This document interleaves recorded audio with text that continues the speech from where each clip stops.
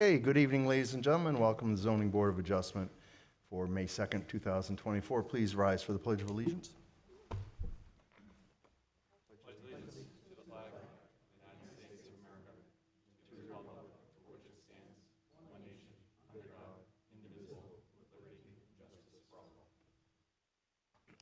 Okay, before proceeding, just a couple of announcements. Please exit to the rear of the room in the event of a fire and don't use the elevator. These proceedings are audio-video recorded and scheduled to terminate at 10 p.m. And would you please shut off all cell phones, iPhones, iPads, any other electronic devices that could create a distraction to the proceedings. Before we start, we have an election of officers. I'm going to take a roll call. Mr. Chair, for your awareness, Member Dietzel is online and able to speak. Very good. Thank you very much. Roll call, please, would be Mr. Tripp Good evening. and Mr. Donlin, Good evening. Mr. Corbett, Evening. Mrs. Moran, Good evening. Mr. Burgess. Good evening. And our alternates, one has already been mentioned, Mr. Dietzel is present online, Present. and Mr. Obimba. Present. Okay, and we have with us code enforcement this evening, and Code Enforcement Officer Robert Mackey, and our clerk Ginny Rio is in the back.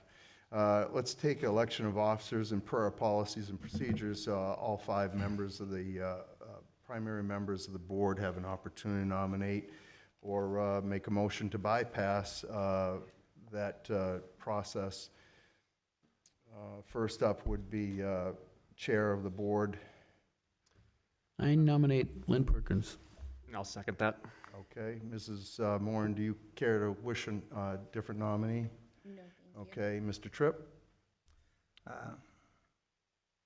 What are we, looking for another nominee for chairman? I just want to make sure that you're on board with me, or if you Oh. have somebody else in mind. All right, well, I'm pleased that you have accepted the nomination. Well, I didn't yet, but I guess I'll take that as a lead-in. So all in favor of, go ahead. Second. You make a motion, Mr. Corbett? Yep, Donald Burgess has nominated Lynn Perkins' position of chairman, seconded by Craig Corbett. All in favor, say aye. Aye. Aye. All opposed? Hearing none. Congratulations, Mr. Perkins. You have been nominated by a vote of unanimous. Do you accept? Very good, I do. And we'll, just to stay status quo, Mr. Corbett, I nominate for vice chair. If I have a second for that, please. I'll second that. Any opposition to that? No. None, okay. We have a bunch of seconds for that, but we can give that to Mr. Burgess, I guess. All in favor of Mr. Corbett being vice chair, say aye. Aye. Aye. Very good, thank you. Any opposed? Hearing none. Also nominate status quo Crystal Moran as secretary of the board. Could I have a second on that, please? I'll second it. Mr. Corbett has a second, and I heard support from Mr. Burgess and Mr. Tripp as well. You accept, Mrs. Moran? I do. Very good, thank you very much. All in favor of Mrs. Moran for secretary, say aye. Aye. Aye. Any opposed? Hearing none, very good. Our officers of the board are selected for the next year, and for anybody watching, we do this once a year, and it never goes smoothly. So. That being said, let's get on with our agenda for the evening. The first case we have on board is Promised Land Survey representing Stephen and Shannon Vadney, and that's case number 24-116. Good evening, Mr. Peliquin. Thank you very much. So many names in such a short time, it's hard to remember my own. Thank you. Go ahead, Mr. Peliquin. Yep, good evening. This on, yep. So this is we're asking for another 2-year extension on something that you granted 2 years ago. It would expire early part of June. And the reason is it was extended the first time. We've been through TRC and have gone so far with the planning board, but we reached a snag for a water line that is necessary in lieu of a well. And the water lines are undersized in that area. Exit 4A is improving the water lines along this frontage, along this parcel, and along these roadways. And we're just waiting for the construction and the finalization of 4A. And definitively, that will be done within the next 2 years. We anticipated it would be done by now, but it is not. So that's the whole reason for just asking for an extension, as they're not looking to build this anytime too soon while waiting for the water. Was the proposal on this application originally with a well or without? It was without. Okay. It was with municipal water. Well, I think that you're not the only ones that are waiting for 4A to get done. I think most of us that have lived here in Derry for an extended time, I think 30 years have been waiting as well, so. Any questions from the board? Seeing no gestures there, we'll take a motion on this request if somebody would like to propose for an extension, or we can go into deliberation if we'd like. Very good. Anybody wish to deliberate on this? All right, very good. Ms. Moran, you have a motion then.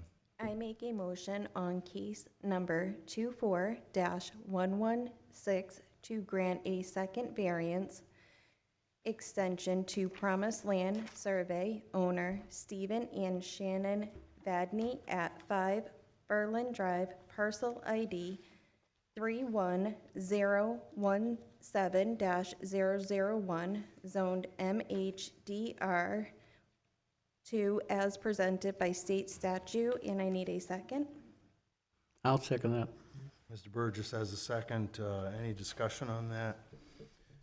Mr. Corbett, we're going to do a brief finding of facts on this just to make sure that there's no pushback at a later point. If you can do it or I can do it, it's up to you. Will the finding of fact be just for the request for an extension, or to be on the original? Just on the request for the extension, and basically our minutes can cover it, but if you see Yeah, any I got other it. notes there. Just give me one moment. You want me to do it? No, but I can get this one sec.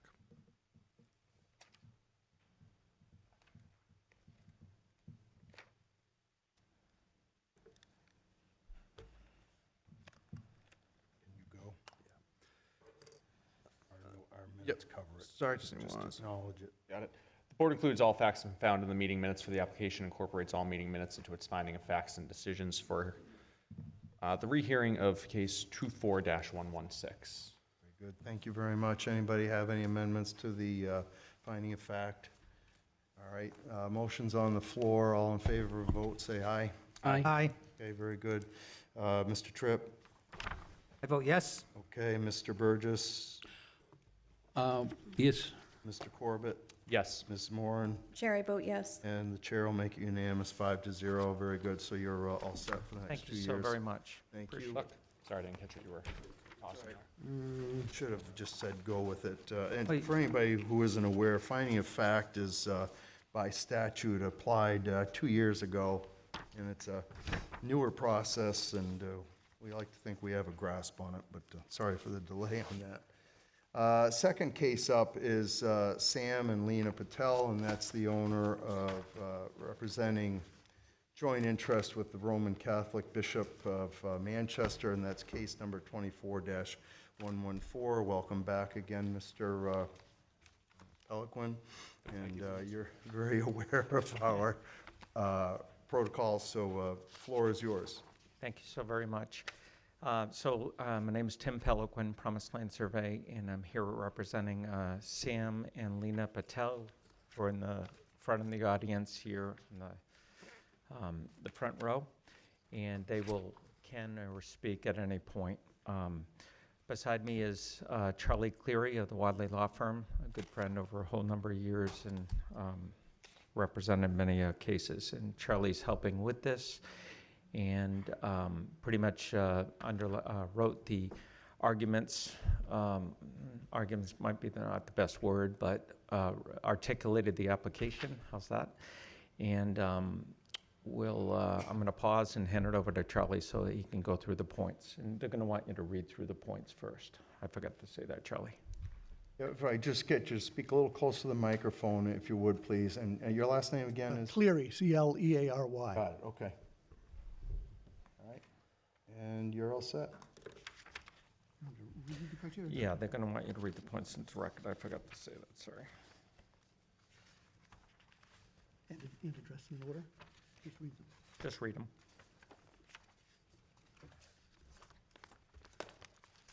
I'm trying to find them too, sorry. There you go. I can as well if you want. So the criteria before the board tonight, the variance will not be contrary to the public interest. The spirit of the ordinance is observed. Substantial justice is done. The value of the surrounding properties will not be diminished. And literal enforcement of the provisions of the ordinance would result in an unnecessary hardship. Unnecessary hardship meaning owing to special conditions on the property that distinguish it from other properties in the area. There is no fair and substantial relationship between the general purposes of the ordinance provision and the specific application of that provision to the property. And we have many points that we can articulate, but just to give a overview, just a brief overview, this is the Roman Catholic Church at 187 Hampstead Road in East Derry. It's been a vacant property for a bit. It was subject to a variance request a couple years ago through Family Promise, this board might recall. And it's 8.67 acre parcel. And what we're attempting to do is convert the building and subject improvements that exist on the site to 24 one-bedroom apartments. Condominium. Or condominium, much better said, is condominium units. So that's the overview. Now, you want us to read through each point as to how that, the hardship and the substantial justice and all the wording that we put before you? I would. I'd like you to articulate per your script, in the event that there's a challenge in the upper courts, I would want you to have this on record and consistent. So you'll have to go ahead and note everything that you've done, and hopefully we'll all stay awake for it. You can editorialize them a little bit, but I had a couple other points I wanted to make. yep, you do it after we Go through read the all criteria these. first. I need to spend more time at this board. Sorry, I do know your procedure. I didn't. Okay, so let me hit the 5 criteria supporting the variance we've supplied to you, and it's spelled out in our written application with some supporting materials, but I'd like to comment on that further here.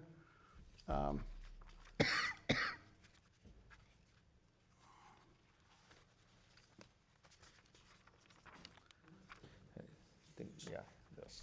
Yeah, yeah. The proposal is not contrary to the public interest. Rather, it is in the public interest of the town of Derry. All of the state of New Hampshire is currently in need of housing units to provide places for residents to live, work, and play, especially the younger generations. It is anticipated that 60,000 additional units are needed in the next 7 years. That comes from the New Hampshire statewide housing need assessment that I attached with my application. The governor of New Hampshire has asked each community to assist in making housing units available. One way to accomplish this is for municipalities to encourage conversion of commercial and office properties to residential use through a streamlined permitting and tax incentives. That's also part of our submittal. The units in this proposal are single-bedroom units, which will be attractive to single young persons or young married couples. As New Hampshire ages, it is critical that towns such as Derry have young people as part of its workforce and community, as they have the energy and new ideas to support the community. The high cost of single-family homes, especially at this point in time, has put most single-family houses out of reach for this next generation. Furthermore, this church property is ideal for residential use, given its large lot, vegetative buffers, existing parking area, and the large existing building. Repurposing the building is preferable to demolishing it and taking all the debris to a landfill.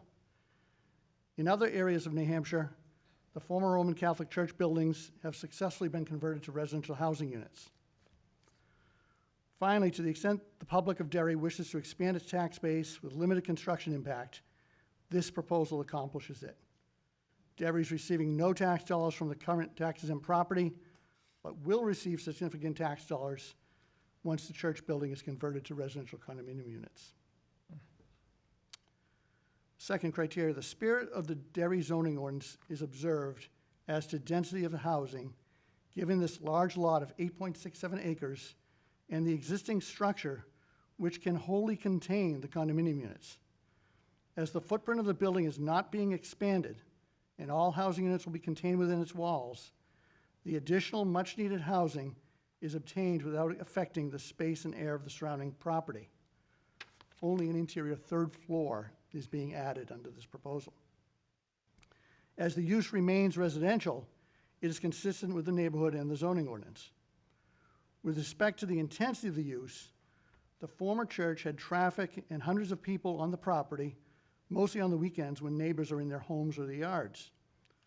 The proposed use of the church property as residential will be consistently quiet, with some occupants likely working from home and others commuting from and to the property twice a day during weekdays. The overall use of the property is changing from non-residential to residential, which is in line with the spirit of the zoning ordinance as applied to the LMDR zoning district. Third criteria. Substantial justice is done by this proposal, which creates a much-needed residential housing use within a building and land which can no longer serve its original church purpose. The Bishop of Manchester restricts the uses to which its surplus property can be put, and vacant church buildings and parking areas are particularly suited to residential use. For example, the Sacred Heart Building up on Pleasant Street in Concord, New Hampshire. At this time, residential also happens to be one of the most needed uses. In 2022, the town of Derry issued only 9 residential building permits, according to the New Hampshire Department of Business and Economic Affairs. Their current estimate and trends in New Hampshire housing supply 2023 attached to our application. We didn't independently verify that, but submitted it. This proposal keeps the building from being torn down and avoids the need to remove trees, carve in a subdivision road, and construct separate houses at the property. The proposed use matches the use of the surrounding area, and instead of a large number of people congregating in the building several times a week, a much smaller number of individuals will reside in the building. In this situation, substantial justice is achieved both by the public, as described in this application, and by the applicant, who would be permitted to make reasonable residential use of the property. It is evident both from an affordability and land availability perspective, the old notion of restricting housing to single-family dwellings on 2-acre lots has evolved. If we are to encourage our children to stay and live in New Hampshire, creative opportunities such as conversion of existing buildings must be advanced. The town of Derry cannot solve the housing problem, but it can make an impact by adding 24 dwelling units through this condominium conversion proposal. Fourth criteria. The value of the surrounding properties will not be diminished by this residential housing proposal, primarily because there will be limited visible impact on the neighbors. Additional buildings are not being constructed, and the existing vegetative buffer is remaining in place. The number of vehicles related to the residences will be of lesser impact than the number of vehicles the church had for its attendance. Overall, the site will largely remain as it has existed for decades, as the change in use is internal to the building. The new use as residential is consistent with the surrounding uses, and the exterior landscaping will be the same or improved from existing aesthetics. The changing use will be largely invisible to the surrounding property owners, resulting in no effect on property values. There's a broker's opinion on this issue submitted with our application, also stating no negative effect. Fifth criteria. Literal enforcement of the provisions of the zoning ordinance would result in unnecessary hardship to the owner and the applicant. In the LMDR zoning district, the only uses expressly permitted on this site are conventional subdivision, manufactured housing subdivision, accessory apartment, campground, farm produce, community recreation facility, and wireless communication facility. The applicant proposes a permanent residential housing project, as that is where the current need is, and residential use is most consistent with the surrounding area. A zoning ordinance cannot contemplate every unique property situation that might arise, and the Derry zoning ordinance does not take a large parcel with an existing building into account, which can accommodate conversion to residential condominium units. Repurposing the building results in many benefits to the community, including conservation, environmental, historical, and saves substantial time and money for the applicant. There is a simultaneous hardship to the younger working class seeking housing in southern New Hampshire for purchase or rent. See our New Hampshire Housing and Finance Authority chart submitted with our application that support that. The zoning ordinance purpose in focusing on conventional subdivisions in the LMDR zoning district appear to be to ensure adequate land area for residential use. 2-acre lots, 150 feet of frontage, 150-foot lot width, 35-foot front yard setback. However, this has no fair and substantial relationship to an 8.672-acre parcel, which already has an unused church building perfectly suitable to contain residential units. As shown in the plan that we submitted, all other dimensional requirements are met. Given the existing building and parking area, conversion of the building to residential condominium units is a fair and reasonable use of the property, meeting the general intent of the zoning ordinance under these circumstances. The property is unique from all the other properties in the area. All of the existing improvements which can be utilized for residential use would need to be torn up or demolished to meet the strict requirements of your zoning ordinance. If the zoning ordinance seeks to, quotation marks, give reasonable consideration to, among other things, the character of the area involved and its peculiar suitability for particular uses, as well as with a view to conserving the value of buildings and encouraging the most appropriate use of land throughout the municipality, this proposal meets the intent of the zoning ordinance and is reasonable. So while Charlie takes a breather, there's a lot to read. Fine. I will say, just as an FYI, we do have other handouts to the board if deemed necessary. I won't flood you with information, but I will tell you we have a traffic report that we did because we knew that could be an issue. We also have a letter from the governor that we can provide talking about the need for housing, particular to this property. It's not just a general letter, it's particular to your board. We also have a police accident report along that stretch of roadway showing basically no accidents at So what you're telling us is you haven't built it yet and there's been accidents? No, there's none, zero. I got it right here, your police report. And then further, wow, you broke my concentration. That's easy to do. Oh, wait, I know what I was going to say. We also, and there's going to be potentially abutters that will speak to this, but I just want to say as a good gesture, and we can provide this letter, we did try to meet with the abutters prior to this meeting. We set up a meeting, I think, on April 6th. It was a Saturday, right after the snowstorm, and provided abutters comments and concerns, so we might have an opportunity to flesh some of those concerns out prior to this meeting. So that attempt has been made, and I just want that to be on record. Okay, have you taken your breather? Yep. Okay. Well, you had some addendums that you've just indicated. You're free to narrate through them. It's your time, and make your case on them ahead of time. I think overall, the board doesn't particularly, and it's not just my decision, they can make a motion to override me, but to have to read documents and I know. digest at the And last that's why I don't want, I'd rather not submit them unless they become necessary. Is that fair to say? So you'll reference them if the questions need be. Yes, Okay. Anything else? because they're more germane to the planning board level, I would believe, at that point. But if Okay. this board sees fit to say, no, we want to know some facts on certain things through any concerns that might be levied, then we'll gladly submit this information. Okay. Mr. Cleary, you wanted to add more? Yeah, just a little bit more, sort of give a perspective on the proposal. Again, I don't know exactly how the board handles, and I won't be long, and you can certainly cut me off if I'm deviating. I think it's important to note that the Patels intend to be the owners of this property and intend to be in charge of its property management and remain with it, responsible for it. They live 2 miles from this site, and their store is also 2 miles from the site. I believe that the Village of East Derry knows the Patels pretty well, or a lot of them do, and it seems to me they are two people with a great vested interest in East Derry.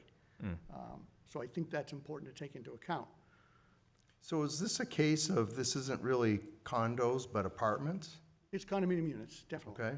Yeah. And so why don't you give me your definition of between the two? If the Patels are going to keep ownership of it, it doesn't sound like it's really necessarily addressing the housing problem for people looking for that entry-level home, as your application has stressed. Well, a lot of the submittals we put into the record are both rental needs and ownership needs.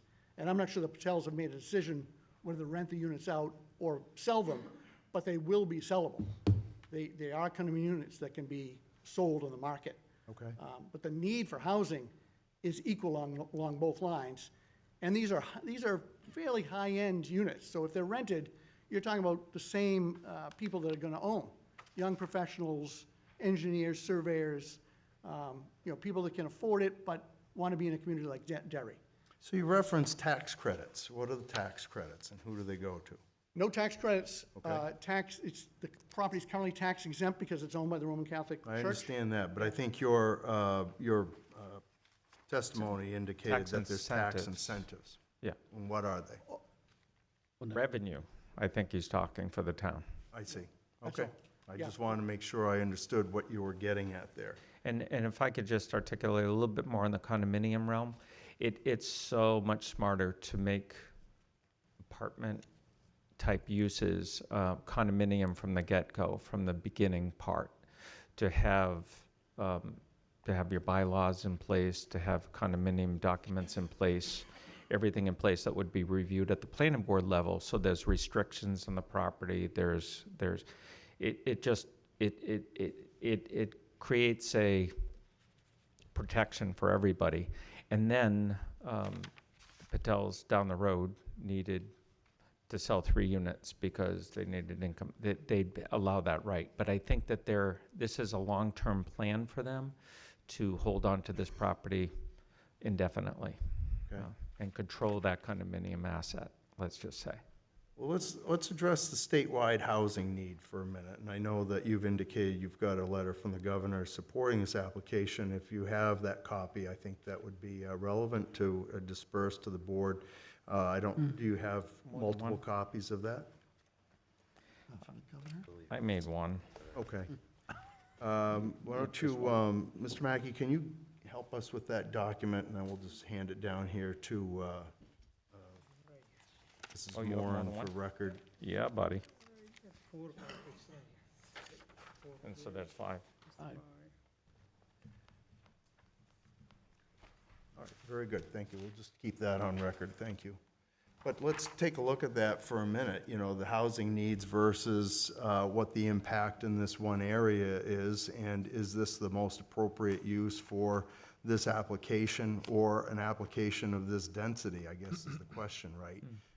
Setting aside traffic concerns, which we may hear about, and I think we've heard relevant testimony to this parcel at the last application.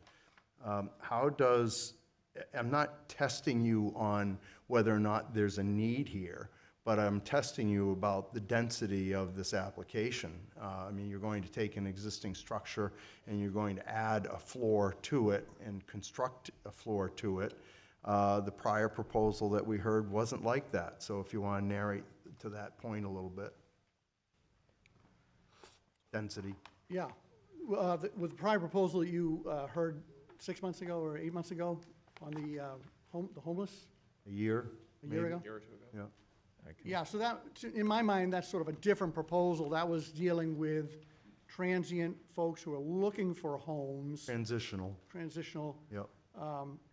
this is really trying to get to the root of the problem in finding a workforce and a next generation for Derry. These are the future community leaders of Derry, the volunteers, the educators, the coaches. This is the people that are going to replace us. Those people are having a very hard time finding housing. Understood. $500,000 for a single-family home, to me, is crazy. I know the brokers are dealing with it. So even your master plan, and it was drafted in 2020 before things got worse following the pandemic. But there's a section there that talks about a recommendation to amend your ordinance to allow and encourage desirable alternative housing types in Derry. There's another section that recommends exploring a variety of affordable housing options for older and younger adults, and recommends things like micro units, work-live units, and walkable neighborhoods. And the final recommendation, it's an objective of your master plan, is to provide a wide range of housing to meet the needs of individuals with various income levels and different stages in the life cycle. You take that to mean young and old. Attract and retain younger adults to live in Derry, and support older adults to age in place in Derry. The Patels see this proposal as solving that need. So are you defining this project as workforce housing under the guide of the statutes? No. Workforce targeted Okay. is a better term. And I want to address the number, the density, just to say there's a price on the building and a price on the land and a price to convert all this into and there is challenges, and you'll see, you have architectural renderings, plans to show how these apartments would get broken out into 3 different type of apartment units. And trying to create windows and other things were challenges in this building. So it's a dollars and cents thing, truthfully, as to, because it's going to cost X amount of $4 to $5 million to invest to do this project. I mean, the And prior proposal was 16 units, is my recollection. You're of asking 2-bedroom units, bedroom units. Yep. yes. Okay. And we're 24 1-bedroom units, to be clear. Actually, they were adjustable, as I recall. Well, I'm gonna rest for a second and open this up to the rest of the board. I don't mean to dominate, but I did want to make sure this is framed in a certain light. But board is open to questions at this point. Mr. Tripp? This is quite interesting. You know, I know there's a difference between apartments and condominiums, and so that's going to be one of my questions one of these days, but right now, I'm interested in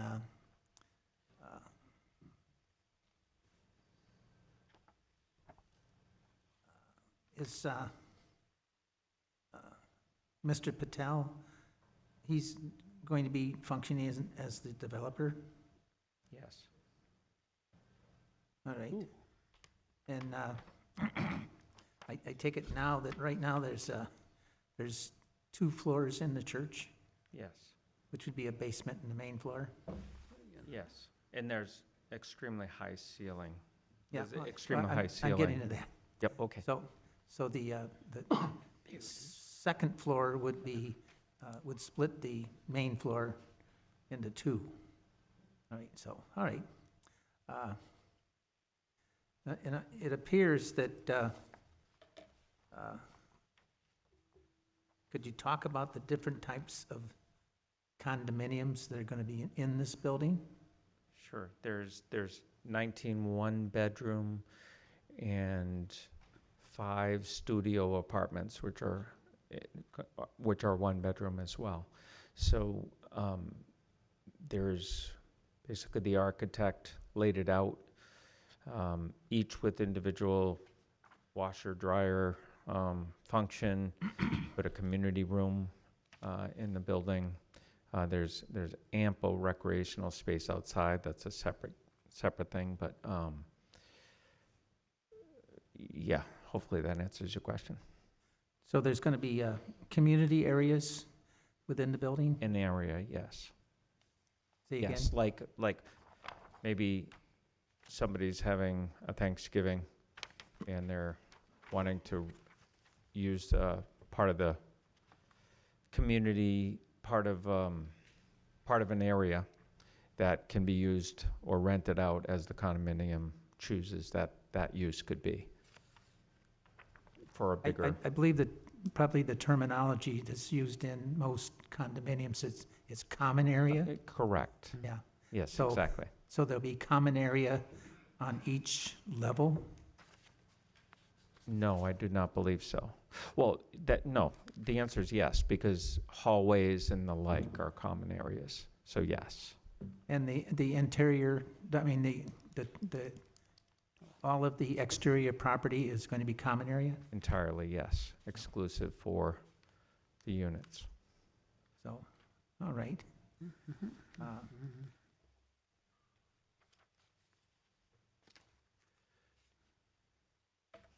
Now, is there, I'm probably going over my rights as asking questions, but is there any needs for additional water or septic? If it's- Yep, no. So in terms of water, I believe there's an ample supply by Pennachuck Waterworks. So that it's not a municipal water supply, but it is. It's a PUC sanctioned water supply that is ample for the property. And the septic would need to be expanded slightly. And we do show that on our plan. Which The sheet would that be? church has approximately, by a commercial size, and it would accommodate 18 bedrooms. So it needs to be slightly expanded on the footprint, and that's something that we would, there's ample area to do that under the parking lot. Yep. Or elsewhere, somewhere in the 8.67 acres. But we'd like to use the existing area that the septic is already in, because it appears not in failure and in good shape.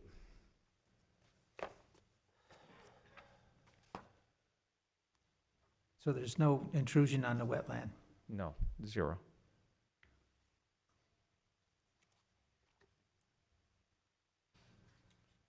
You want me to go to somebody else, Mr. Tripp? Please. Okay, anybody else? Sure. Mr.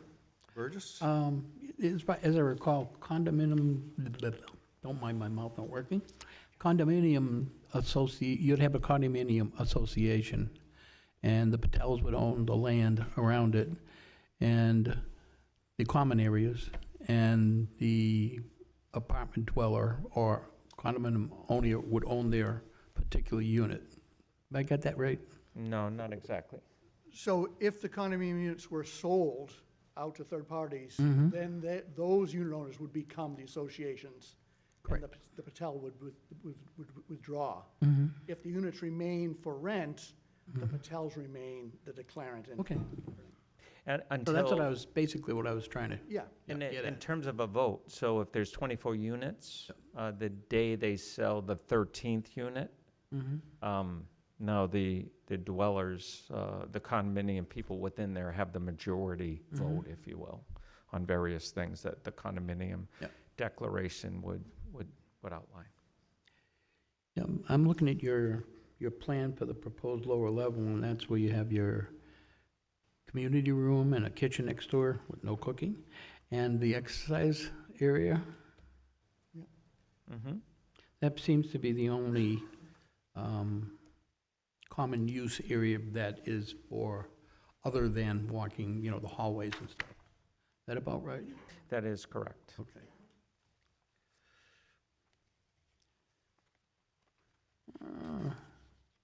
So you have 8.67 acres of land, and a lot of it, well, a good portion of it is parking. is what?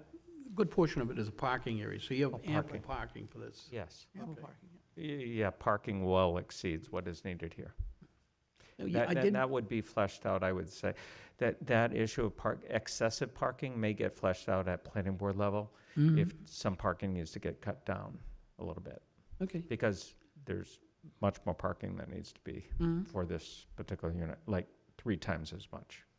And you were saying something about the septic system. Is that large enough right now to accept all these people? It needs to be slightly expanded, Okay. and You- that you are does going show to on the expanding plan. it. But there's an ample area to do this, yes. So just make a note to the board, the septic design comes under state and town permits and inspections, and this project couldn't go forward without that approval. So it's really a moot point to the board's decision-making. It's fine to reference, but it's not really something that we get into unless it's asking for relief from a wet area or some kind of compliance like that. Just trying to let everybody else in the audience know that there's a septic system and they're going to be working on it, basically, Other than that, I think I'm okay. Okay, Mr. Corbett, anything? I have a question. So to paraphrase, while going through the criteria, it was noted that one of the reasons substantial justice would be done is because the building wouldn't be torn down, trees wouldn't be removed, a subdivision road and separate houses wouldn't be built. I guess my question is, why can't we do those things and meet the ordinance rather than have to do a 24-unit condo? I think that'll be very difficult to do on this particular piece of property. You've got significant wetland on the east. The number of lots you would get in there would be a very small number, and you've got to build a subdivision road and tear down an 8,000 square foot building. And I guess, why would you want to do that? Our whole proposal is based on leaving things the way they've been for 20 years. Well, right. I guess my question would be, because that's what meets the ordinance, so why not try with that first rather than why even bother? Yeah, Economically. That really is the answer. By the time you have to raise that building, remove everything, build a new road, the economics get squashed. So instead of the 8.6 whatever acres, what is actual buildable area on this lot? If you're asking how many single-family residential lots you could Not put, specifically, but is it of the, again, I don't remember how many, it's 8-something acres, right? right. 8.6. So theoretically, you could put 4 single-family residential lots. Because of the 8 acres or because Because of of the 8 acres. what's yes. developable? This would be high-intensity soils, although it's on municipal water, so a waiver could be sought for that. But there's ample area to put a little bulbous cul-de-sac and 4 lots, and build million-dollar homes around it, but Without variances? without variances. But that is economically hard, based on the fact that the church building, all the parking's already there, and our proposal is not to raise all that. Well, I think Mr. Corbett, where he's going is he's capturing my question again, which is why the density of 24 units. I understand the component of the cost. I'll come right back to you, Mr. Corbett, but it's the cost versus the density and the cost to construct and so on and so forth. I understand that, but at some point, this building is boarded up and considered, I guess, by the Archdiocese as a loss for an investment on their behalf. So at what point do they hold a price tag on something that they themselves can't use, correct? And I think that's fair to evaluate this in that realm, particularly going towards the hardship aspect. I understand Mr. Cleary's point, which is why would you want to tear down a beautiful building like this? Well, we didn't build it, and perhaps somebody shouldn't have built it, correct? And therefore, where's that cost evaluation go? So, Yeah, and I guess I looked at this particular site and the parking and the building differently in that it has been there for 25 years. I'm not aware of anyone having a serious problem with it. It had population visitors, it had vehicles, it had a density factor. So if we compare, I'm comparing it to that. It was a prior use. I think that weighs in favor of saving it and using it for residential. Well, I'll tell you, I'm a guy that'll save a 2x4 that's been in the rain for 2 months. So I get the whole, I don't want to dispose of this building, and I understand that. But when you're asking about the impact to the community and you're comparing it relevant to what the state is looking for growth or prosperity or housing opportunities, it kind of gets to be a mixed bag there of trying to sort those components out, right? I agree. Mr. Corbett, let me go back to you. I interrupted you. Can I say something, Mr. Chair? You may, if you would like to introduce yourself. Yes. Hi, I'm Sam Patel, 42 Lane Road, Derry. So I like to say about I want to keep the same building. The purpose is it's a beautiful church. It's been there 25 years. So many events already happened. Like we have neighbors, their children, something happened over there. So many auspicious stuff, relative things happen already there. Plus, I'm the kind of guy, I have an East Derry store. It's 200 years old. Since we bought it, I'm 20 years there.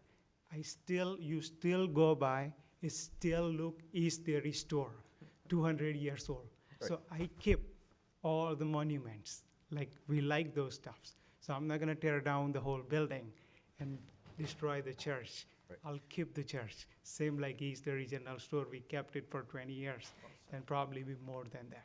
Yeah, and I think I think all of us recognize your participation in the community development. I think likewise you recognize what this board has given you in the past to grow, and I think that's a mutual give and take there. But I think on what I'm expounding on is that same give and take, right? And you're dealing with three parties. You're dealing with your party, the Archdiocese, and this board representing the community standards, and so that's kind of a tug of war here where we're going to land, right?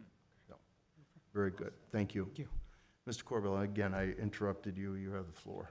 No, Mr. Patel actually, Mr. Peliquin obviously answered it with the economic answer. I think Mr. Patel added a little bit more clarification that I was interested in, so I'm good for the moment. Okay, very good. We yield to anybody else back down on my left, Mr. Donlin or Mr. Obimba. Not at this time, Chair. Very good. Mr. Obimba? I didn't see the letter from the bishop. Is the land already under sale agreement? Yes, there's a purchase and sales agreement in place. Do you have that on file? I don't have in my package. I'm sorry again? Do you have the sale agreement in file? Yes, All right. We have the Archdiocese giving approval for that representation. All right. I didn't see that in my copy. Okay. Thank you. Mr. Tripp, you all set? I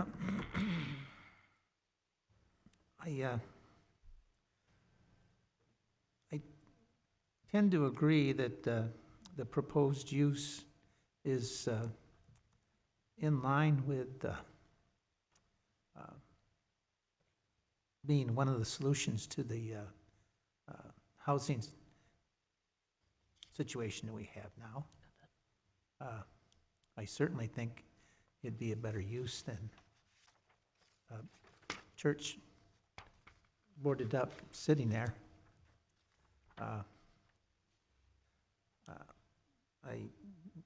If it turns out that the property is going to be developed as condominiums instead of apartments, that makes me feel a little better too, because people that own property are much better neighbors than people that rent property. Right.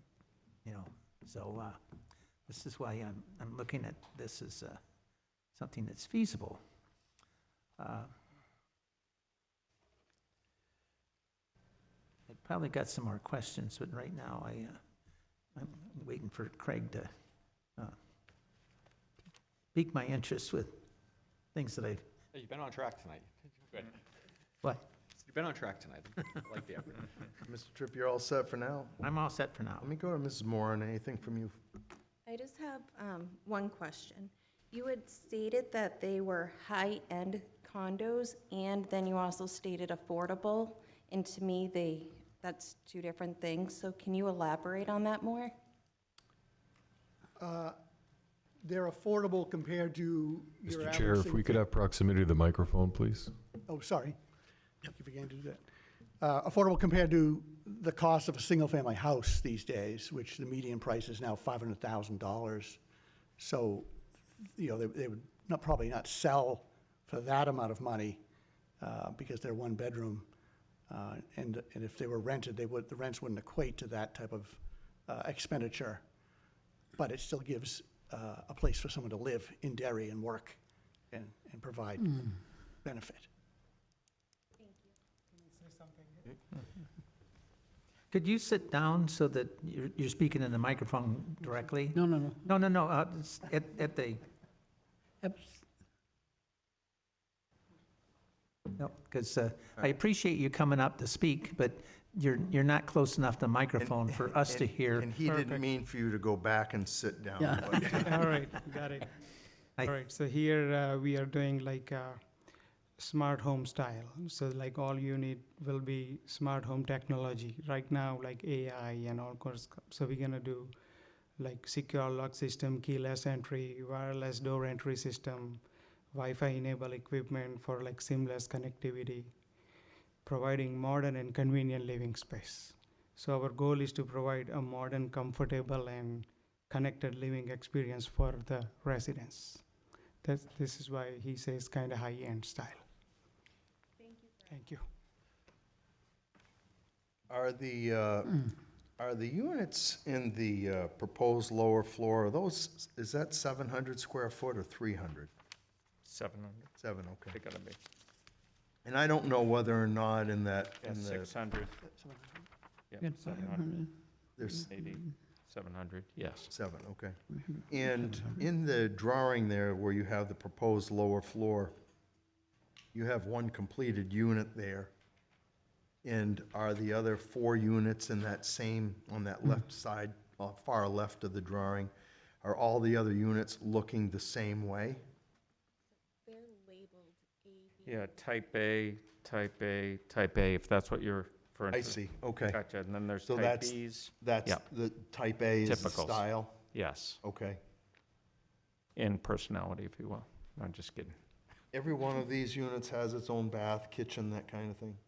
Yes, Okay, including washer and dryers in every unit. okay, very good. I have no other further questions. Mr. Tripp, are you all set, or you want to go over to staff? I love listening to Bob. Mr. Mackey, care to give us Well, I'm your going to keep it impressions? brief because I have some voice issues tonight. So just to remind the board, the church came to be as the town of Derry allows churches. Well, it was all zones but one, but then the state has since got involved. So basically, churches are allowed in every zoning district in the town. That's how this church came to be out in a low-medium residential zoning district. The building as it sits there today is currently sprinkled, which it would have to be were this to be converted to residential. They had some issues, I know, with the sprinkler system and fire, which is part of the reason that I think it shut down to begin with, the expense that was going to be involved with that. But obviously, were this to be approved by the board, the next step would be planning board, you know, and they'd be looking at the parking and the other things that would come into effect. Also, it's been talked about the septic system would need to be looked at, and I think Mr. Peliquin touched on that. So again, it still would be a ways to go were the board to approve this tonight. He mentioned the traffic study. Not exactly sure where that came out as far as the counts, and maybe he could touch on that, so. Mr. Chair, I have one more question. Mr. Corbett? Mr. Peliquin, and I'm sorry, I'm at a loss. Was that Cleary. Carrie? I'm sorry about that. So my initial question, why not looking at it of taking it down, developing it in single-family homes? Is it a safe estimate, looking at the wetland, would you say this is about 30%? Take us up 30% of the property? Yes. 25%, about 30, give or take? Yep, 33. About 30 to 33% of the property is wetland. Mr. Chairman, Mr. Burgess? what do you consider affordable or low for those apartments, or approximately how much are they? It would be market-driven. The Realtor would help set those rates. It's what would amply fill the building. Mm-hmm. You know, that's what affordability, you know, if there's a bunch of nurses at Parkland that are needing apartments or this, that, or the other thing, and what those affordability would be, it's gonna depend. Do we have any idea what the range would be that you've got written? No? I would say 1,700 to 2,200, you know, if I was just to pick a number, and I'm only guessing, but that's gonna be market-driven. And that would be rent. That would be on the rental side of a condominium unit, yes. Mr. Chair, I just think it should be made clear to the board that the proposal here, it's not affordable it's affordable housing, relatively speaking, to what's currently out there on the market, but it's not meant to be workforce housing, it's market-driven, that sort of thing, so.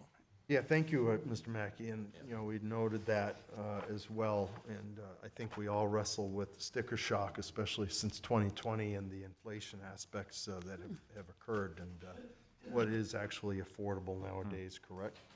Right. Right.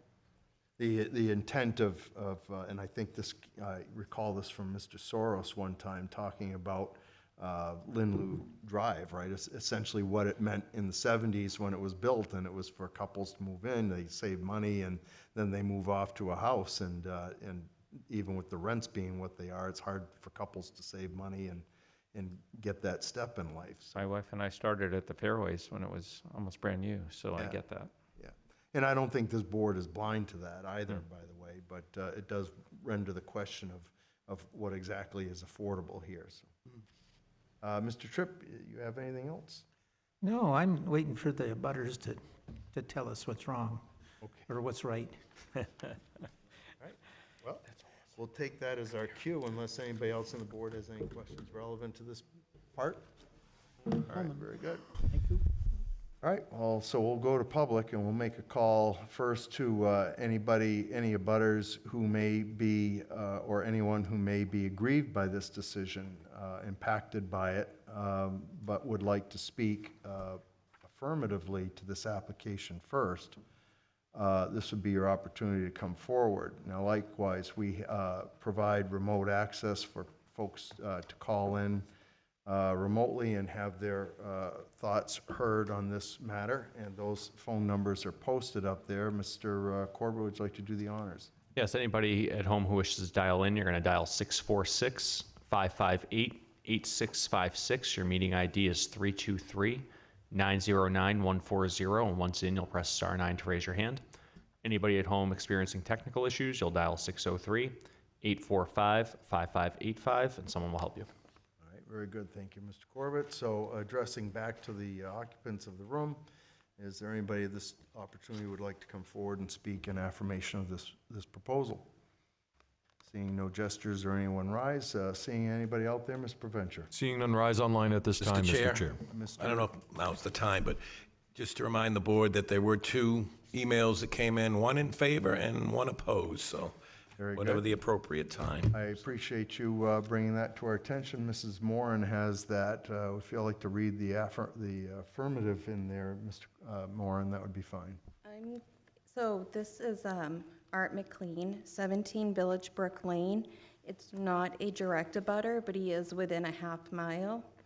And he states, "We are aware of the plans to convert the church to condominiums, and we are in favor of this plan. It will keep the area residential and have minimal effect on the neighborhood, especially creating only minimal residential traffic." And that concludes the reading, or the email that he had sent in. Very good. All right, so anybody out there, Ms. Preventure? Seeing none rise, Okay, Mr. very Chair. good. So we'll make a call to anybody who is opposed to this application. This would be your opportunity to come forward at this time.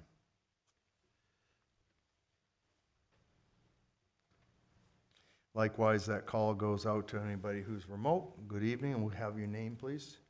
My name is James Yartz. I live at 179 Hampstead Road. Clear there? And I just listening to the questions and just wanted to give my thought onto it. Okay. The building going into, if it was into condominiums itself, which from what discussion I heard from the board up, the group up here, is that I would understand that because it's people owning it. You would have an association, but they would be taking care of it. The Patels could remain interest, which a lot of places do, of the property and everything else, so that if people go to sell, they have to come back to so they can't just bring in whoever they want. Where in apartment buildings, we know in the middle of Derry, there's many apartment complexes, and there is an extreme need for housing. I'm a builder, so I get that part of it. But if you're renting, straight renting, even at the cost, people double up, triple up to get in, and they'll share a room because they'll say they're only doing what they're doing. They'll pay their rent, but they can't help it. The cost is extreme. I know myself, I had a project up here last year. I wanted to subdivide because we're talking about the variances of the code and everything for it, for how it's zoned. I wanted 2 acres off the back, and I was going to leave like 1.3 on the front. And I was told that could not be done because you have to have a minimum of 2 acre lots. I know all around there, this ordinance of 2 acres was passed, I don't know, 20 years ago. So, because there's tons of lots around that are less than 2 acres. In fact, they built across the street from me with less than 2 acres in 2020. So my concern is that if you're holding strict ordinance that you're not allowing people to put up single-family houses, okay, that's another unit. Even whatever the cost, the current market value, I don't know, if you're putting up 2,500 square foot or so, probably like 750 in this area. 500, you're not funding new houses for 500 unless you're in a 55 and older community. I know that. That's because they cluster them. You can't build it, I can tell you, from a building standpoint. I understand their part too. To try to put single-family houses on that, time you buy that, I wouldn't care if you got it for 500,000. You're gonna spend, I don't know, the amount of stuff in there, you could spend 300 grand disposing of it pretty easy. And you're gonna divide it into 3 or 4 lots, so now you got 250,000 a lot, and you're gonna try to put the houses in with what, there's not much profit margin. You'd be making 50 to 70, maybe 80,000 a house. It's not even worth putting it up. And you gotta make at least 100 per building or some, in my opinion. Some people wanna make more, but you gotta make at least that or it's not even worth turning a building. Yep. As condominiums, there would be a substantial return to them, I get that. Because I don't know, if you went 300,000 a unit, I mean, you're talking 7.2 million. If it cost them 5 million to put it up or even 6 million, they're still gonna make a decent profit onto it. And that wouldn't be bad on the neighborhood, but if it's gonna be considered that you're gonna allow something like this to come into the area, then on the rest of us, we should be able to take and drop back to the old part of an acre. I don't know where that goes with you guys, but you should be able to go back down because if you're stuck at 2 acres, there's a lot of undeveloped land. I'm at the one over 10005. That's me. And I know I got the one next to me. The back of our land is dry. My front has a drainage on the road that comes around like this. Okay. My house yard can never expand more than the acre. But could we focus on just your opposition to this? I'm versus opposed in the fact that unless it's equally gonna be where people can put other stuff on their properties, I don't see why this variance should be granted on that part. If you're gonna grant this variance, then the rest of us should be able to come back again. I mean, I don't know what the water is. That's, Mr. Peliquin said it. They're gonna have to go through to find out if the water supply will hold, if the septic, that's a whole different story until they get into that. The process in statute supports that land use, one vote for one application is not a precedent for another. And that's supported by statute. All right, well, then on my part, we're all single-family homes. We just say single-family homes. Okay. All right, very good. Thank you. Any questions for this gentleman? Any questions? Very good, thank I'll you. be more than happy to answer them. Thank you. Other one rising?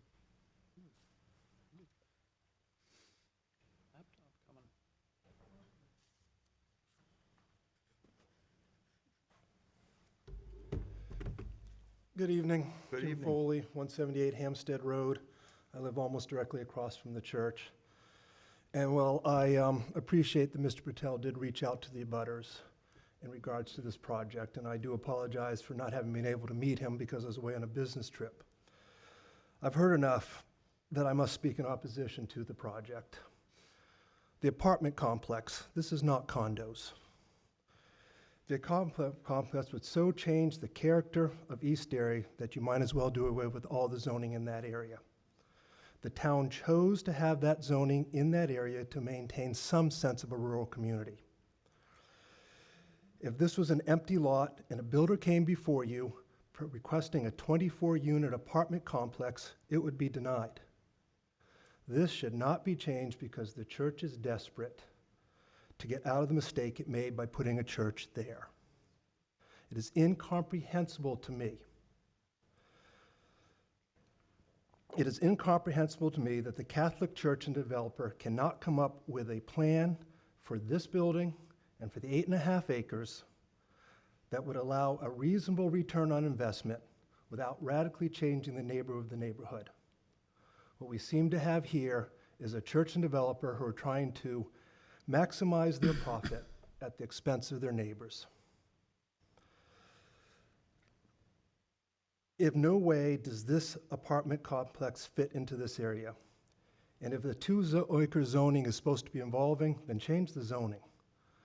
Don't look for variance to cram a 24-acre apartment complex into an area that it's not allowed. A couple of side things. The statement that there have been no accidents is just simply erroneous. Maybe there hasn't been an accident this year, but I don't think anybody said that there hasn't been any accidents. He held a paper up and said no accidents. You made the joke at the beginning. I made the joke at the beginning, yeah. So, All right, so go ahead, Mr. so there have been several accidents directly in front of my house, including one with a school bus. Great. And while I have the utmost respect for Governor Sununu, I doubt he's ever even seen this property. And the church is on public water, as it says in the plan, but it's not what we commonly think of as public water. It's on the Pennachuck Wells, already driving from an endangered aquifer. No matter what the development might to dance with the language, condos, apartments, workforce targeted, high-end affordable, this is the wrong project in the wrong place. Again, I just can't believe that there isn't a use of this building that is a reasonable return to the developer that would fit into the area that it's in. Thank you. Okay, hang on, Mr. Foley. Anybody have any questions for Mr. Foley? Seeing no gestures, all right, we'll introduce the, Mr. Peliquin can rebut on the traffic. Mr. Tripp has a question. Can I ask a question? Mr. Foley? Mr. Foley, do you have one question? Sorry. I'm sorry. All right. Several times during your testimony, you mentioned that you didn't think that a 24-unit apartments were suitable. Would the conversion of the church to condominiums be less unsuitable? You have 2-acre zoning there. That's what it's supposed to be. So 24 units, condos, apartments, homeless shelter, whatever you want to put in there, is so out of the nature of that zoning requirement and that end of town that it changes the entire characteristic of it. Now, I'm not a developer, although I've looked into several things like that. In the church that was mentioned up in Concord, it's about the same size. They've got 7 condos in there. If someone wanted to put 5, 6, 7 condos into that church, much more reasonable, still affordable, I wouldn't oppose to that. It's the sheer size of it and the fact that it's not condos. Whatever they want to dress that up with, it's not condos. They're building that as an apartment complex, and if sometime down the road they may sell a unit or 2, they've got to reach, if I do my math, they've got to reach 15 units before it becomes a condo complex, before it becomes a condominium association. They're building an apartment complex in a part of town that it's not supposed to be in. If they're coming here for condos, 24 condos is still too much. I've said it 3 times now. It is incomprehensible to me that's 8.5 acres in a building that exists, that you can't come up with something that is profitable to all those involved, the church and the developer, that fits into the characteristic of the town. That's all we're talking about. That's all we're asking. Just make something that fits into what that part of the town is. There's a reason that the town chose to put 2-acre zoning there. But to the merits of the ordinance, the zoning board is to grant relief, and essentially, as an old friend of mine would say, a relief valve to the community where a blanket zone may not understand the hardships relative to the property. I'm not talking about the hardship that the diocese has a structure there currently, but I am talking about the hardship geographically, throughout certain areas, like there might be a wet area that when you're considering the development of a zoning ordinance, may not be able to take into consideration because the area that you're contemplating is so vast. So in that regards, and being incomprehensible, this essentially is looking for some relief from that and to circumstances that you have a vacant building, and how long does that building stay vacant and still before it just collapses from rot and deterioration. Well, there's two things. We're not talking about moving a setback. We're not talking about moving away from a water or doing something to ameliorate a water property. We're not looking for some relief. They're looking for total relief from what the zoning is there. And my understanding is that there's 4 reasons for granting a variance. 5. But the major one is, does that variance, reason for denying is, does that variance change the characteristic of the community so much? And that's what this does. Putting a 24-unit apartment complex into East Derry changes the entire characteristic of that area. Where another type of development, preserve the building, I agree with that. Preserve a building, but it doesn't need to be an apartment complex. Okay, I rest. Mr. Tripp, you have another question? Right, so, correct me if I'm wrong, but it appears that your major issue with this project is that you consider them to be apartments. That's one issue.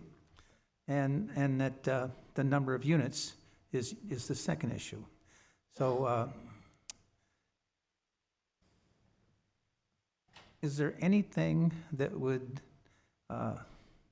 make you be less resistant to the project? Well, first of all, I think it's duplicitous to be calling it condos. So you can call it condos, but you don't plan to sell individual units maybe sometime down the road. As the abutters that did attend the meeting with Mr. Patel, it's quite clear that these are apartments that they're going to oversee and rent out, because that's how they're going to maximize their profit on their investment. The second thing is, even if it was a condo project, that's too big. That's too big. 24 units in an area that's zoned for 2 acres is too big, too many. So again, there is, I believe, a proper use of that building that doesn't put that impact on that area of town, which is zoned to be a rural area of town. That's not evolving. Again, if you want to change the definition, now you don't come here and ask for a variance and say it's evolving, you change the zoning. So yes, they could come before us with a plan that would make sense to the abutters. This one doesn't. Thank you. Okay, anybody else? Very good, thanks, Thank Ms. you. Foley. Anybody else in opposition? And you have anybody out there remotely, Mr. Provencher? Checking now, Mr. Chair. All right, Mr. Dietzel, if you happen to have any questions, just chime in. No, thank you, Mr. Chair, not at this time. And we're not seeing anyone rise at this time online. Good evening, folks. Good evening. My name's Andrew. I live at 164 Hampstead Road, which is 2 to 3 doors down, depending on which side of the road that you're on from the church. And I am speaking in opposition. Would you repeat your last name, please? I did not state it. I'd prefer not to if I can, because We I need it don't. for the record. Need You're to not tell going to us be your called to name. jury duty, but we need to know who you are. Last name's Roje then. Very good, thank you. Just don't like the Google results. I understand. So, talking about the character of the neighborhood, I travel for work fairly often, and whenever I travel and I meet new people, they ask me, where do you live? And I say, I live in Derry, New Hampshire. They say, what's that like? I say, well, it's really nice because I live in sort of like the farming land part of town. And does a 24-unit apartment complex right next to my house sound like the farming land part of town? It doesn't, because it doesn't fit into the character of the neighborhood. Our neighborhood is a 2-acre minimum. It is zoned for single-family homes, detached homes, and it's absolutely not within the character to put in 24 apartments. Same as the gentleman before me, I do want to protest the reference to this building as a condo building. This is not a condo. They keep calling it a condo and then talking about how they intend to rent it out. They have danced around it over and over and over again throughout this entire evening, trying to claim that it's a condo building that they're just going to rent out. That's not okay as far as I'm concerned. They actually almost had me sold at the very beginning of this. You know, ooh, we're going to keep it all in the same building. We're not going to be doing all this construction. That's great. And then they started their kind of BSing sales over and over and over as they're telling us, well, it's not really condos, it's actually apartments. And we're going to keep calling it condos, though. And, you know, talking about all the construction that they are actually going to have to do. They're going to have to add in windows for all of these apartments, blowing out all the walls to do this. There's going to be a lot of construction if they go ahead with this. But that being said, you're talking about a building that is currently, I believe, 9,250 square feet. I have not had the privilege of getting to see their building plans, but doing the kind of back-of-the-hand math on this, you have a 9,250 square foot building. You're adding approximately 33% by adding one extra story. That brings you to just over 12,300 square feet. 24 units, that's an average of 512 square feet per unit. This does not sound like luxury condominiums to me. This sounds like low-end apartments. And again, you're talking about in an area that is zoned for a minimum of 2 acres per single-family home. You're asking to put in 24 average 512 square foot apartments. None of this makes sense to me. I don't understand why this was even brought forward, let alone in such conversation at this moment. Yeah, I mean, I'm almost at a loss for words at this point, to be honest. Okay. All right, is that it? Yes, sir. Let's see if anybody has any questions for you. Mr. Tripp, you're all set? TikTok, buddy. Talk, TikTok. TikTok. I have no questions. Very good. You folks all set down to the left of Mr. Tripp as well? All right, very good. Thank you very much, folks. We asked Mr. Max. So my name, Jessica Cloutier, sorry. I also live at the same address. And I just have some issues with, first off, it's gonna change the area. Okay. Like he said, we think of it more as farmland, like we have horse stable right down the street and like having A few of them, a yeah. few of them, yes.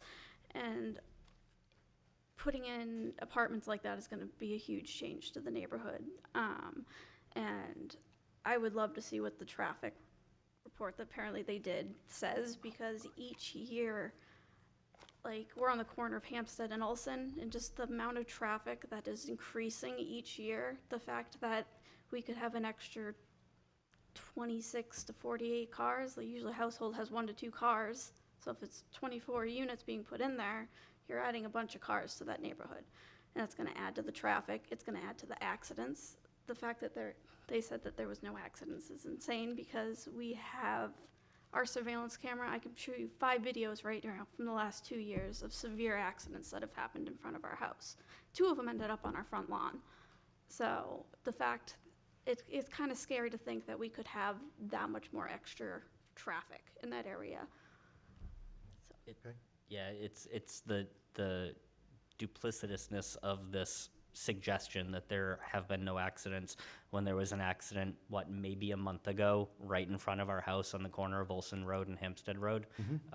It's disgusting to me that we're trying to portray this as no problem, no accidents, don't worry about it. So you have an adversity to the value, diminishment of the value of your own property in this regard? I do. You're talking about with regards to the condos or the apartments going in general, or are you talking about? Well, this project as it's proposed and only this proposal. This project itself only came to my attention about 24 hours ago at this point, so I don't have a lot of research. I did attend the previous meeting with regards to this church for Promise, whatever they were called, sorry. And that research had shown an average of 17% in reduction of value would result from that project. How that translates to this one, I'm not entirely sure. How do But yes. you formulate that or quantify that value? To be honest, it was more than a year ago, and I do not recall. Okay. Do you see this in that same light then? Yeah, I mean, an apartment building is probably not quite as bad as a homeless shelter in terms of reduction in value, but it's certainly not good. Okay. Yeah. All right. Very good. All set. Thank you very much. Thank you. Can we ask Mr. Mackey something? We can. Break a question over to Mr. Mackey. Can you give the town's definition of condo versus apartment, just so there's clarification? Because the motion it states for condominiums. I think that, the motion states that because that's what the applicants put in their Does proposal, so. Does the town have a designated definition of condominium in its development regulations? I can check zoning. I mean, for purposes of development, typically multifamily is considered 3 or more units. Doesn't really differentiate between whether it's condominiums or apartments. It's still multifamily. I For think the that's the purposes question I'm of, getting at. of only zoning. if you look up the difference, there is a significant difference, so I don't want to approve something that, if that's not their intent. All right. Mr. Tripp, you might have some input on that, from the state aspect or not? Well, apartments are not owned by the residents. Condominiums are owned by the residents. Okay. So that's pretty much the difference. All right. Now, It seemed to me you had this topic about a month ago come around from the legislative aspect, so. well, you're right. Ooh, put that in the meeting minutes. Sure. Good evening. How are you? Good, thanks. Will Davison, 1 Wishing Well Lane. I'm sitting down here tonight to tell you that I'm opposed to this project. We were here 12, 14 months ago, same thing. This is the same thing. It was voted down 4-1. 4 of you said no, 1 of you said yes. I would expect the same results again tonight. I don't see any difference with this particular project with the homeless shelter. I can't tell you how many times I counted on my hands here when they were saying apartments, apartments, apartments. Well, I mean condos. Which one is it? It feels like apartments to me. I won't go deep into the details except to say 2-acre lots, this would equate to 0.36 per unit of a lot. That's a little bit different than, that's a difference of 1.64 acres. So each unit would equate to about 0.36 within that property perimeter. The church closed because they didn't have people going there. So if we're talking about traffic, the traffic was very low for many years. I've lived there for 20 years. The church just wasn't getting the parishioners there to pay for it. If they did, they would be able to pay. They'd probably still be there if they had enough folks there. So yes, there was traffic on Sundays. Other than that, no traffic. So I think this will increase the traffic. And lastly, I think this is gonna decrease my property value. Last year, I think I Googled it, homeless shelter, I think it was about 17%. The source was Google in it, you know, what happens to property values on your house if a homeless shelter moves in next door? I think it was a decrease of about 17%. The value here for this, I'm not sure.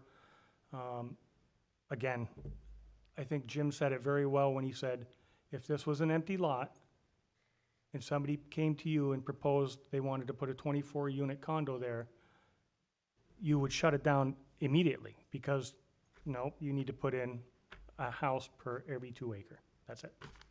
Yeah, and again, that's, you know, per the zoning, but there's that relief aspect to it, right? That, and no one vote is a precedent for another.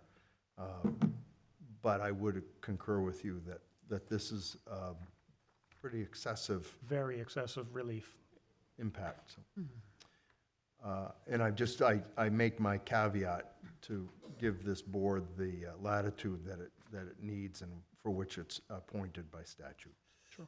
Okay? Mr. Chair, I have a question. Questions, Mr. Corbett? I have one that's not necessarily related to most of the opposition, more of clarification. You mentioned the church closed due to the lack of parishioners. I was under the impression previously it closed due to fire code, that it didn't have the proper sprinklers and that they couldn't raise enough funds, which therefore made it non-conforming, could no longer last rather than. Sure, they had more parishioners there who wanted to contribute to get. Well, I don't think you can say people aren't going if they can't raise a certain fund. So I just want to clarify that. It was separate reasons. I think that's my only point. Doesn't really have to do with I the agree. opposition. Just want to clarify that. Okay. All set? I'm all set. Very good. Thank you. Thank you. Anybody else? I do have one more letter to read. Okay. All right, we have one other letter to introduce into this matter. It is Carol, and I'm going to spell the other two names so I don't ruin them.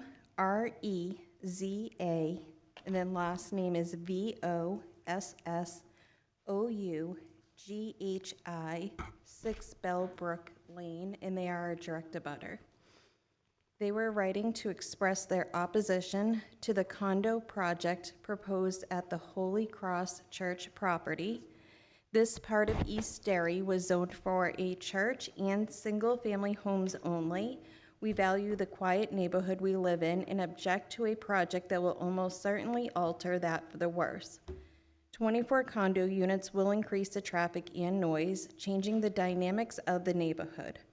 I am concerned about the potential strain on local resources and infrastructure that could result from the proposed development. Our neighborhood may not have the capacity to accommodate the increased demand for services such as schools and emergency response that would accompany the addition of 24 condo units. And she says, thank you for taking the time to review my objections. I respectfully request that you reject the proposed rezoning of the church for condominium development. I believe that preserving the current residential character of our neighborhood is essential for maintaining the quality of life for all residents and ensuring the long-term sustainability of our community. All right, very good. And let's read into the record Governor Sununu's point of view, which was in the affirmative of this application, just for the record. It does say planning board, just so we know. Understand. It says, dear members of the Derry Planning Board, there is a housing shortage across the United States, and building more workforce housing units can help remedy this problem. In New Hampshire, my administration has worked closely with the legislator to provide favorable regulations and funding opportunities to spur affordable housing growth. There is now an opportunity for new housing units to be added at the church property in Derry, located at 187 Hampstead Road. This proposed plan would start with 24 units located on the existing church property. A proposal and floor plans have been submitted to assess what units could be constructed. The plans for these 24 units would be exclusively for residential use. The project will help our state provide more housing for workforce, which is currently in great need. I hope you will look favorably on this project as the planning process moves forward. Thank you for your consideration. Sincerely, Christopher Sununu. Very good, thank you. I just want to make one more call. Anybody in opposition of this application? That's their last call, and no one out there, correct, Mr.? Seeing none, rise online, Mr. Chair. Very good. So the board opens up for rebuttal. Can I ask a question or make a point, I guess? We'll let you come back up and ask one question.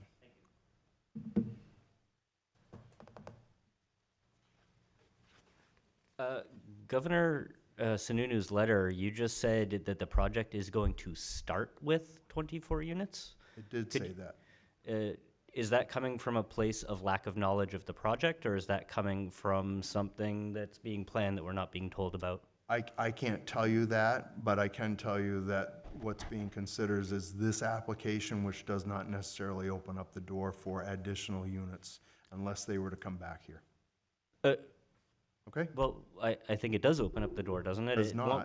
This board is a proposal before judicial us is- board, and we make the decision and based on what's being applied for. Is it not more likely for it to be granted if there's an existing building or an existing?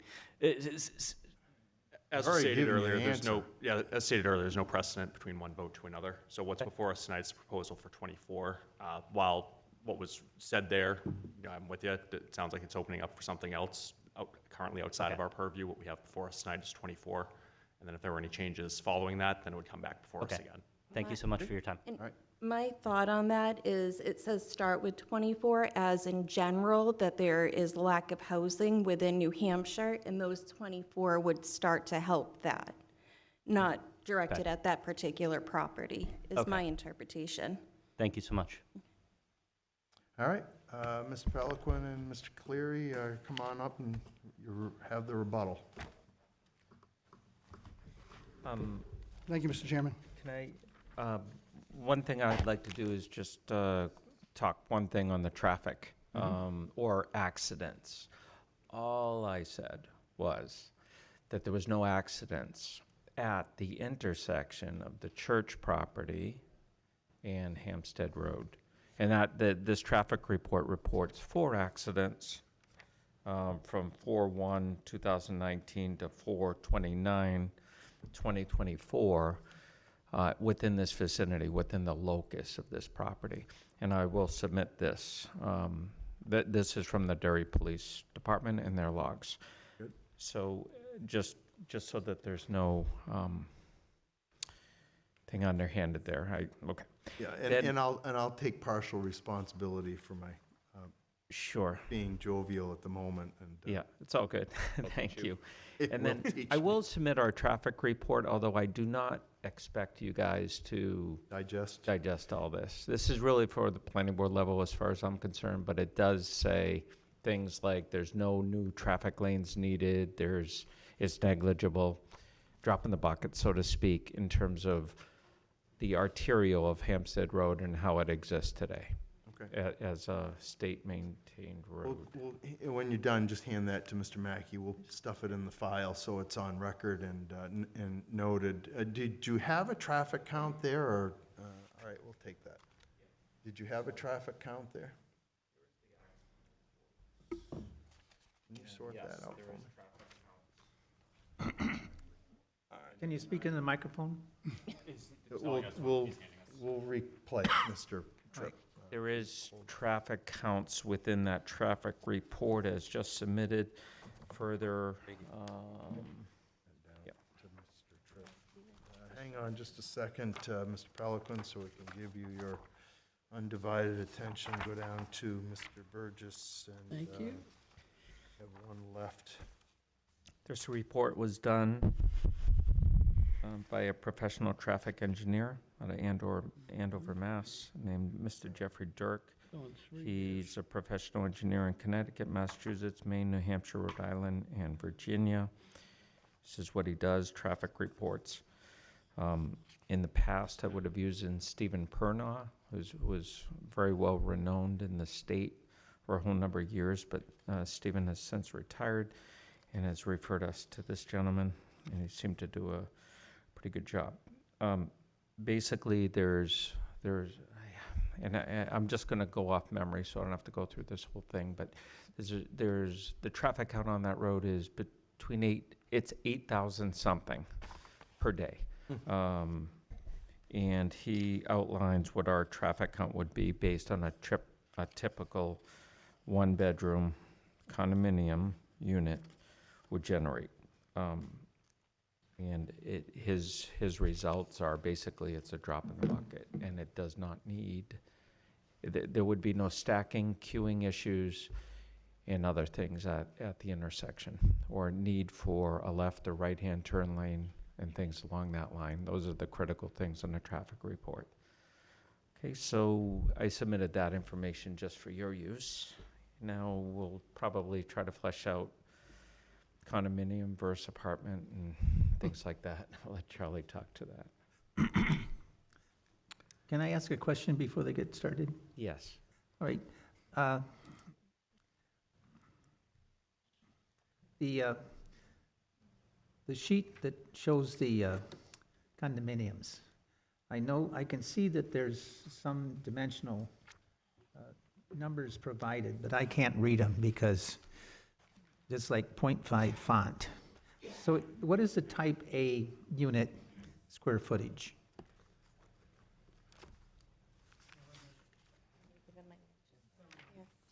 Exactly 700 square feet. So type A is one bedroom. Type B is 700? Yes. B would be a studio at 530 square feet. C is one bedroom at 840 square feet. And then D is a studio at 480 square feet.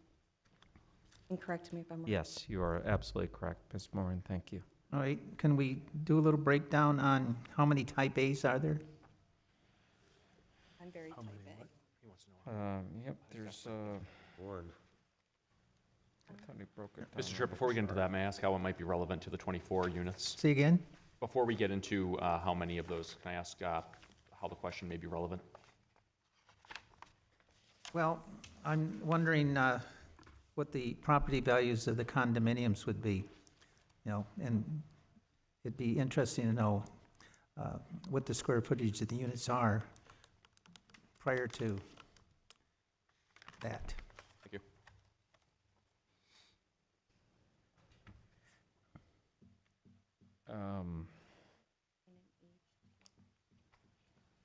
So there's G and H as well.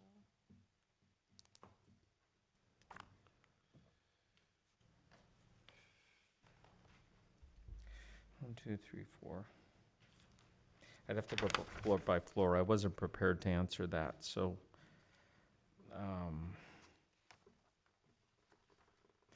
But relative to the reason for your question, I will just tell you,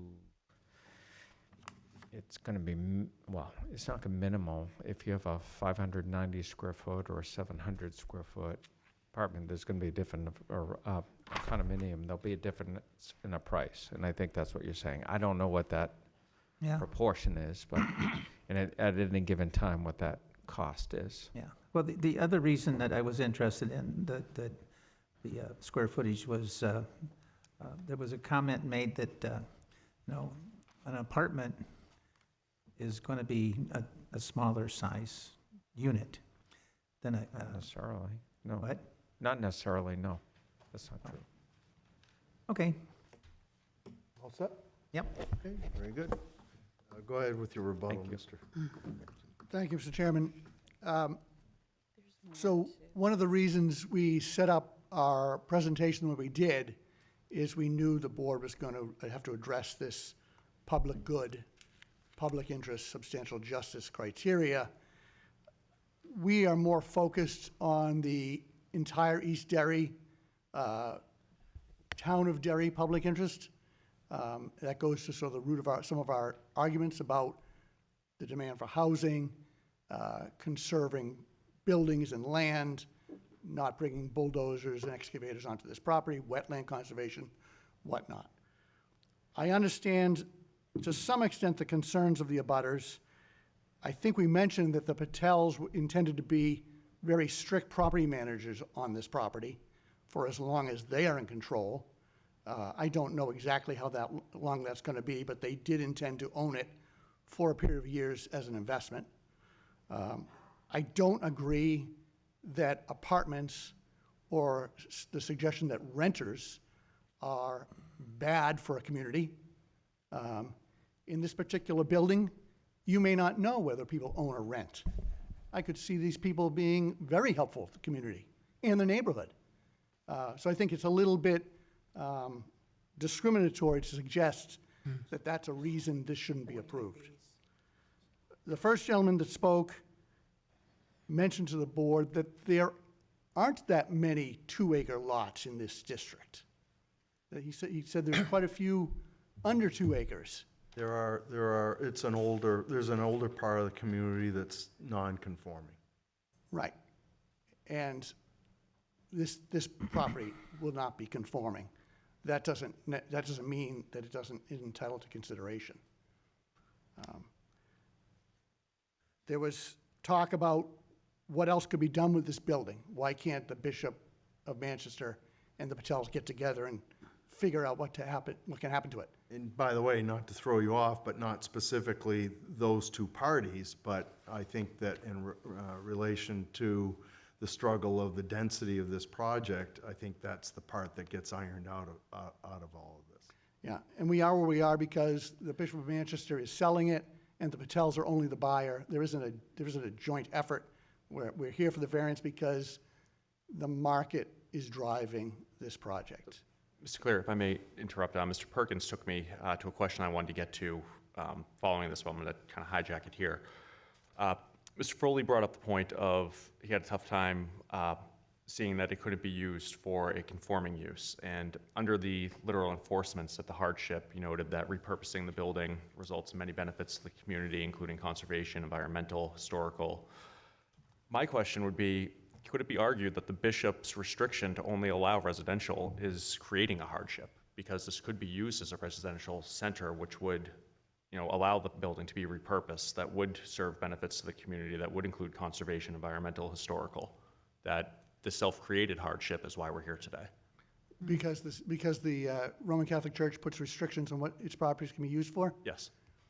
It's a good argument. They've been doing it for 100 years, and I don't think they're going to change their minds. But they also don't have jurisdiction over Derry. So again, my question would be, could it be argued that this is a self-created hardship? We're the applicant. We're not the owner. So I was talking to the hardship to not only the Patels, but this lack of this housing is going to create a bigger hardship. And I think we need to pay attention to that. So you don't believe it's a hardship that the building could only be purchased because the seller will only allow it to be used for one specific use that's not allowed?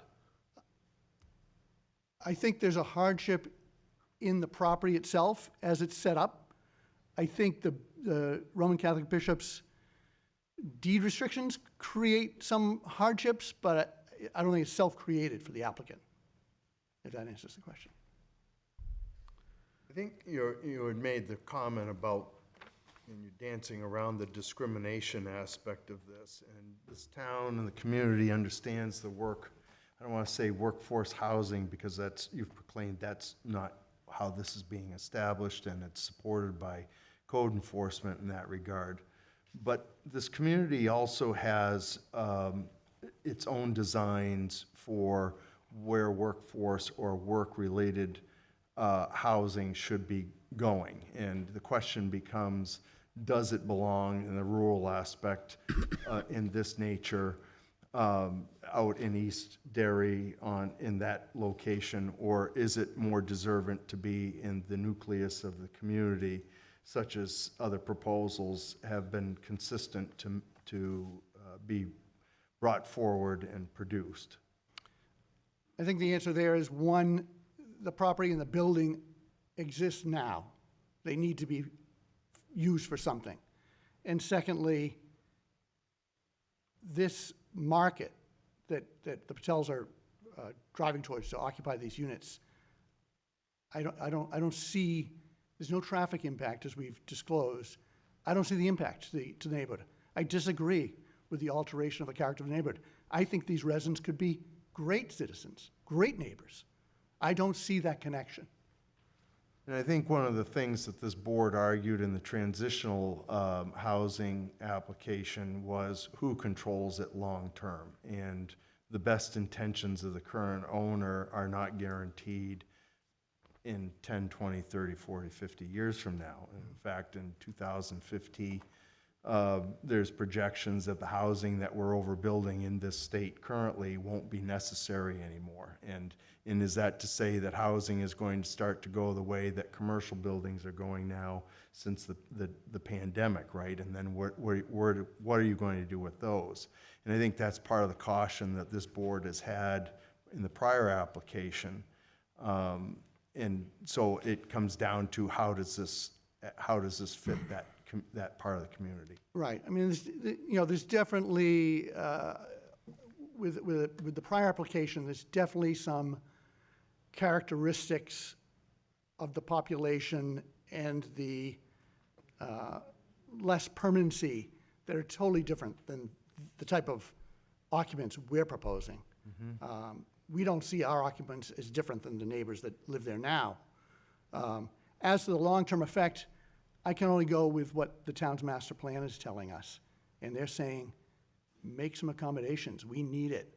We need people in this town to fill the jobs and fill the spots. And Yeah, so the prior application had more success when it got into the center of the town. The workforce-related housing is focused around a transition with a new exit coming in, as well as the business development and having pedestrian traffic going to those establishments as employees or supporting those businesses. Right.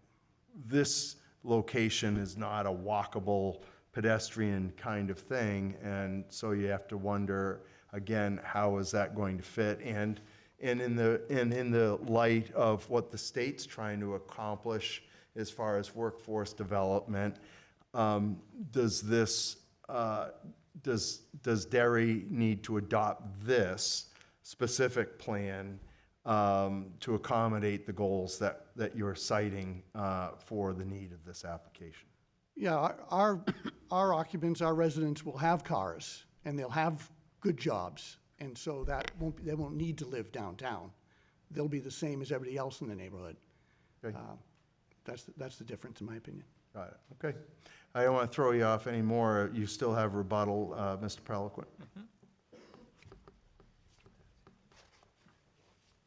So we are, Patel. okay. So we are here to saying that our crowd is young professionals, doctors, lawyers, those kind of target we are targeting.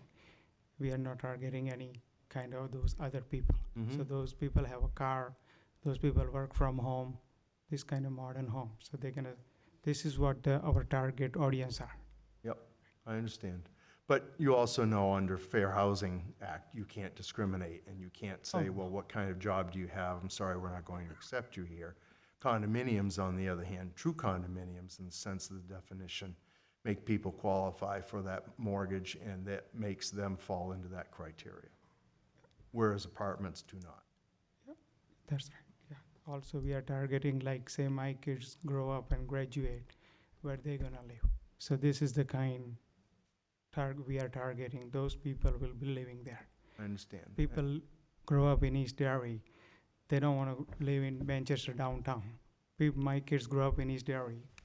Yep. They want to stay in East Derry's nice area. Yep, I understand. Thank you. Yeah.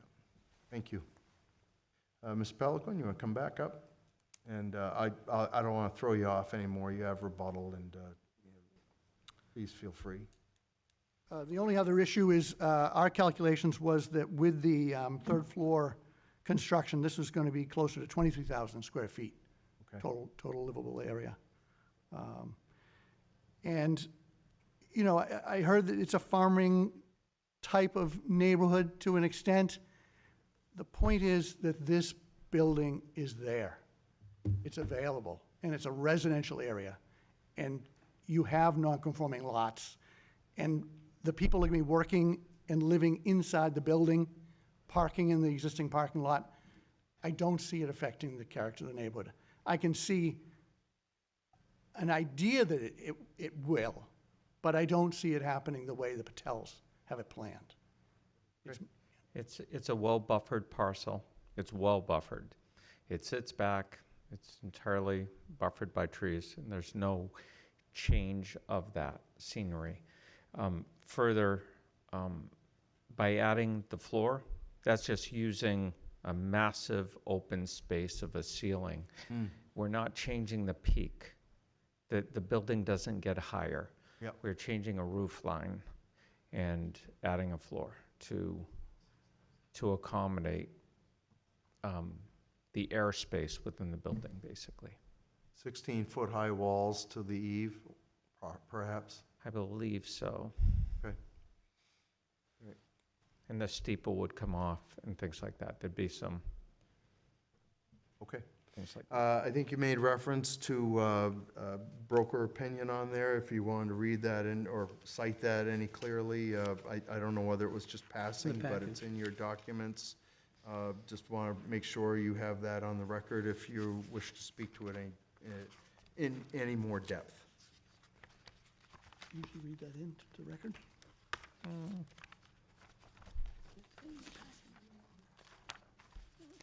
find it right there. Find it.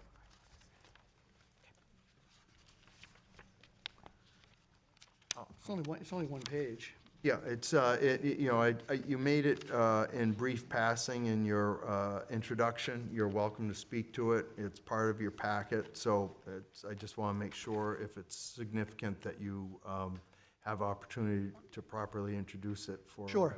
into the record. Yeah, thank you, Mr. Chairman. I'll mention two things there. Sort of, when new construction or rehabilitation of projects goes in, it does tend to improve the overall value of the communities. That's what the broker Remax is saying. He says he has assessed the situation. The proposed housing development will not adversely affect the value of abutting properties. He cites the significant buffer of trees. He cites that it's secluded. He cites the repurposing of the existing building reduces disruption in construction. And in his expert opinion, he finds no diminution in surrounding property values. Okay. He's here beside you. Here he is. Good evening. Please introduce yourself. Yes, my name is Andrew White. I'm the owner-broker of Remax Innovative. Welcome. Thank you. I'm a resident of Derry. I live on Floyd Road, about a mile and a half from the project. In full disclosure, I do represent Sam and Lena in the transaction itself. You know, I've been talking to Sam about this project. He brought it to me months ago.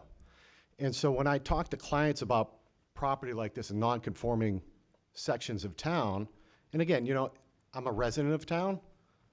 I've been here since 1971, so I understand like the growth of the town, how important it is to conform to certain sections of town. But the town's going to grow. There's a need for it. I understand that. But it has to be a conservative approach to it, right? We don't want to disrupt the total town as it is. But at the end of the day, there's going to be growth, particularly in this community. So what I told Sam when he first approached me with this project is, you know, there's got to be a highest and best use for this property, right? Right now, it's a vacant property. And to anyone, that vacant property is going to detract from their market value. The first time I drove into the property itself, you know, there was a discarded mattress. So nobody wants that. No. So what's the highest and best use we can use of this property? And again, you know, is it ideal for me to have an apartment building or a condo development across from my street? No, but I also don't want, you know, a vacant building with, you know, discarded stuff in it. Yeah. So to me, highest and best use was to convert it to a multi-unit dwelling.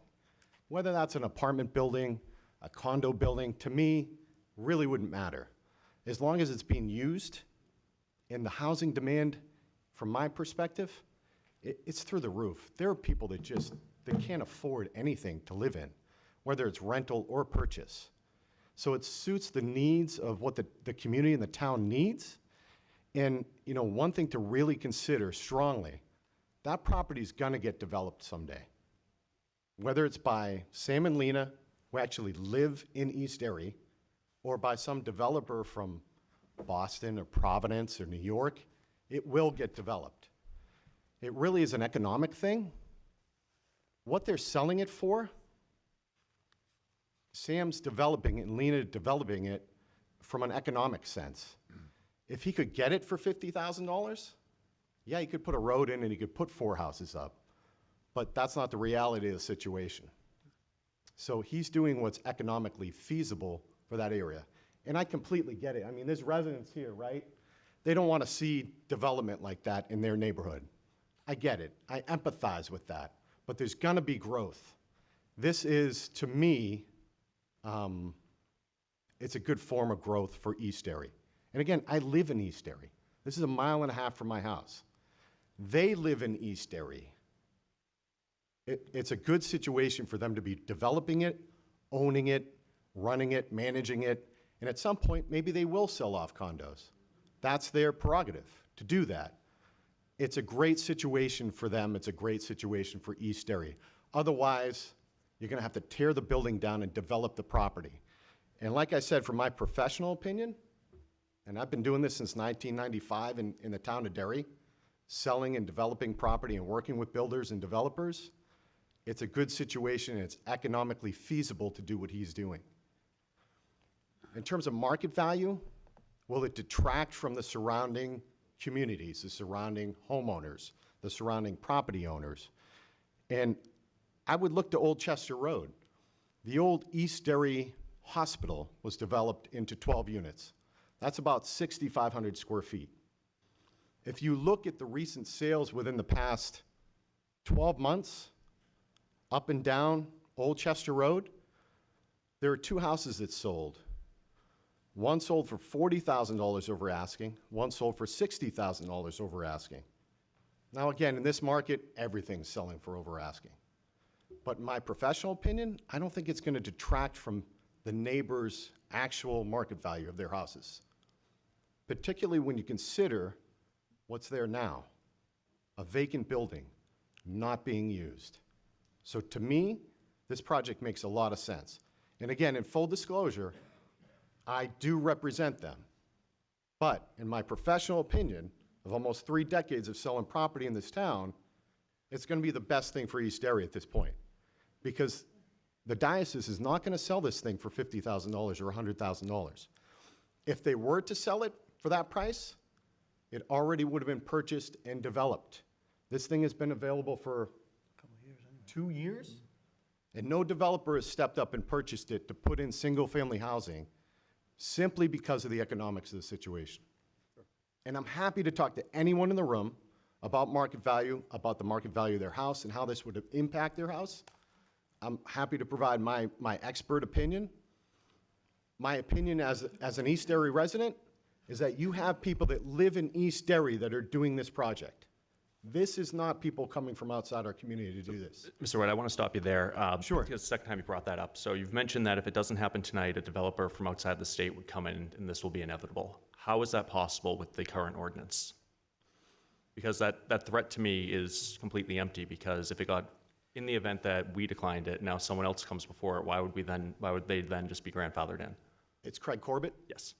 I don't mean to be in any means, detracting from the value of what you're asking. How long have you lived in town? I've lived here for 15 years. Okay. I grew up in the 70s when there was 4,000 people. That's great, but I'd like the question to my question answered of, you said if we denied this tonight, someone else will get this. How will that Development happen? will eventually happen in town. How? Of that property. Yes, but how will this development happen?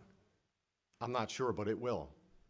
But setting that aside, right, to Mr. Corbett's question, if the Archdiocese is, and you've alluded to this, is selling it at the price they're selling it at, isn't that a deterrent to anybody trying to do such a project? Over time, it's going to happen. If you look at different parts of town, look at the fairways. That was farmland. That was never supposed to be developed into what it was developed. But it did. I think over time, it's going to happen. You can't deny it. Well, and I don't think we're trying to, and I think your point is it could get developed. It doesn't necessarily mean it's going to be developed with 24 condos, apartments, or whatever. Could be 22. I don't know.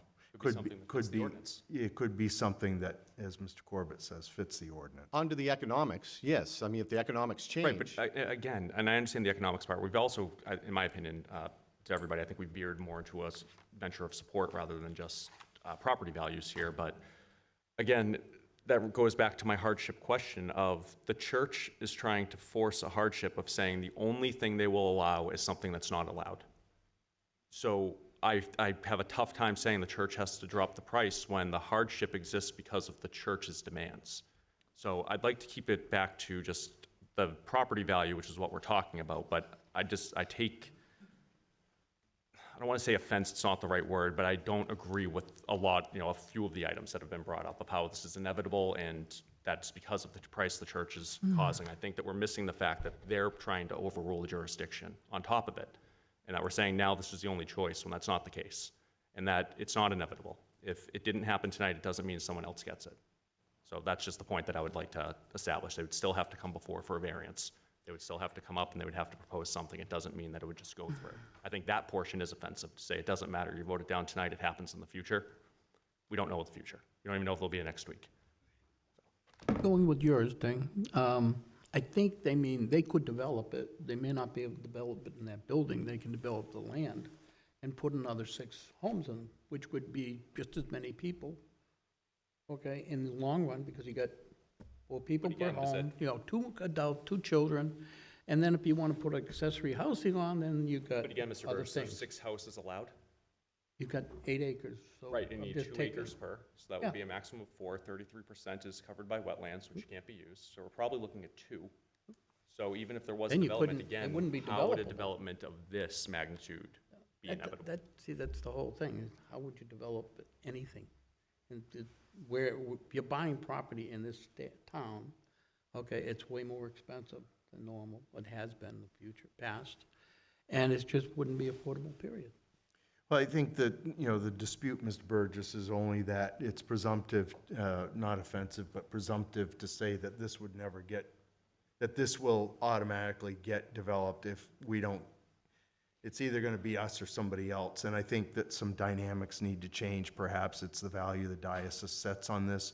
Perhaps it's their own designation of what they'll make with it, right? And any of those variables can apply here, but it doesn't necessarily relegate this board to have to give it an automatic rubber stamp. Right? No, not by any means. I think it does go to the uniqueness and difficulty with this particular piece of property, though. Sure, and I can marry to Mr. White's point, which is a mattress, and I've seen other debris in that parking lot as well. And I understand that. It'd be nice to see a purpose for it. We remain to be seen yet as to whether or not this is the best fit for that parcel, right? Right. And again, I just want to reiterate that the importance of it is the economics of it at this point, right?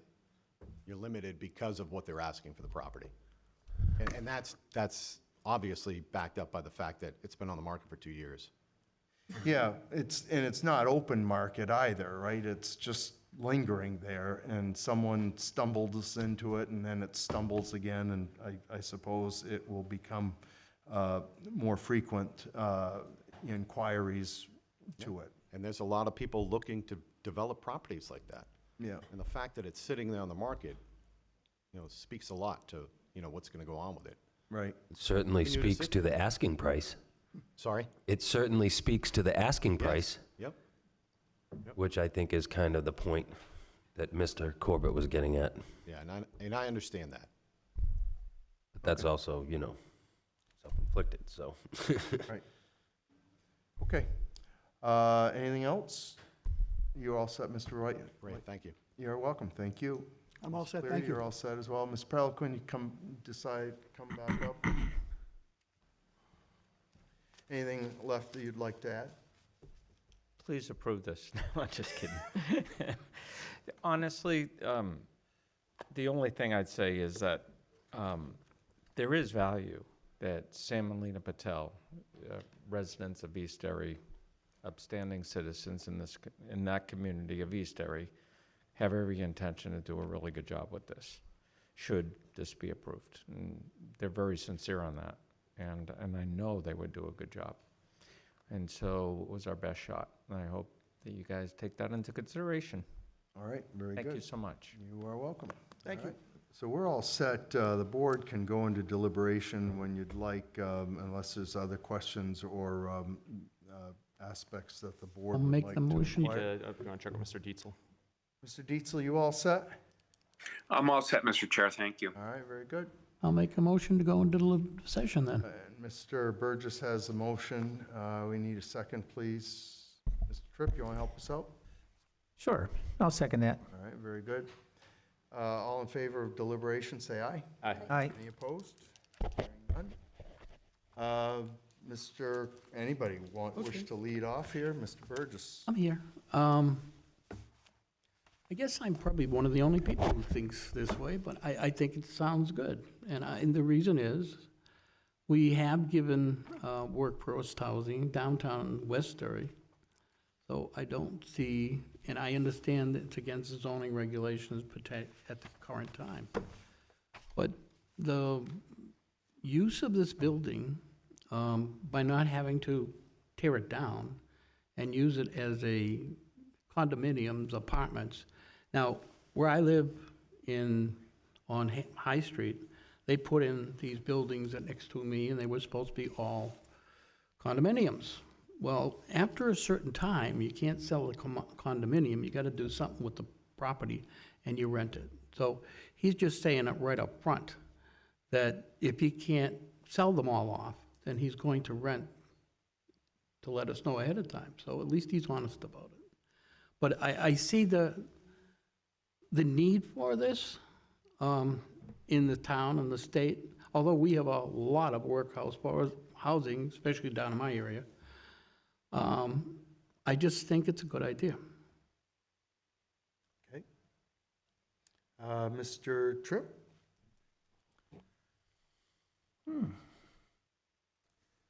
Well, remember, we only have till 10 o'clock. We only have till 10 o'clock. Well, then let Mr. Corbett talk.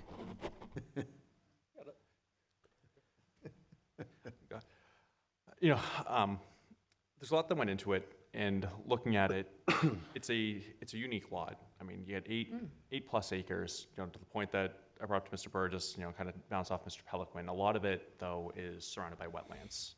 So we're looking at probably closer to roughly 4 acres, that's developable for 2 houses, most likely. But even with that, I don't know that you can get it based on how you got to cut it and what it's going to end up looking like. But there are other uses for the property. And I think that 24 condo units in an area of single-family houses is detrimental to the character of the neighborhood. My grandparents lived in East Cambridge, and I remember, I think it was the late 90s or so, the church across the street from their house, and the whole house is 2 families, as most places down there are. The church turned into a condo. It was the first time I ever saw that. I thought it was the coolest thing I ever saw. The priest's house across the street turned into one, and it was gorgeous. They were gorgeous units, but they fit the character of that neighborhood as it was already all multifamily houses. To now take a church, and the issue I have is that a church is allowed anywhere. The church is now putting a valuation on this, at the value that they are, and restricting the use of it to a non-conforming property, based on the fact that they're there, now it's an eyesore, deal with it. And that is a problem that I have, because I see that as a self-inflicted hardship by the diocese. And that's where I see that it impacts the character of the neighborhood, and that they're restricting uses that the town says can be used. And that I do still think, to the point, helps out of not ripping down the building, not taking down the trees, not destroying what that property looks like for the community members.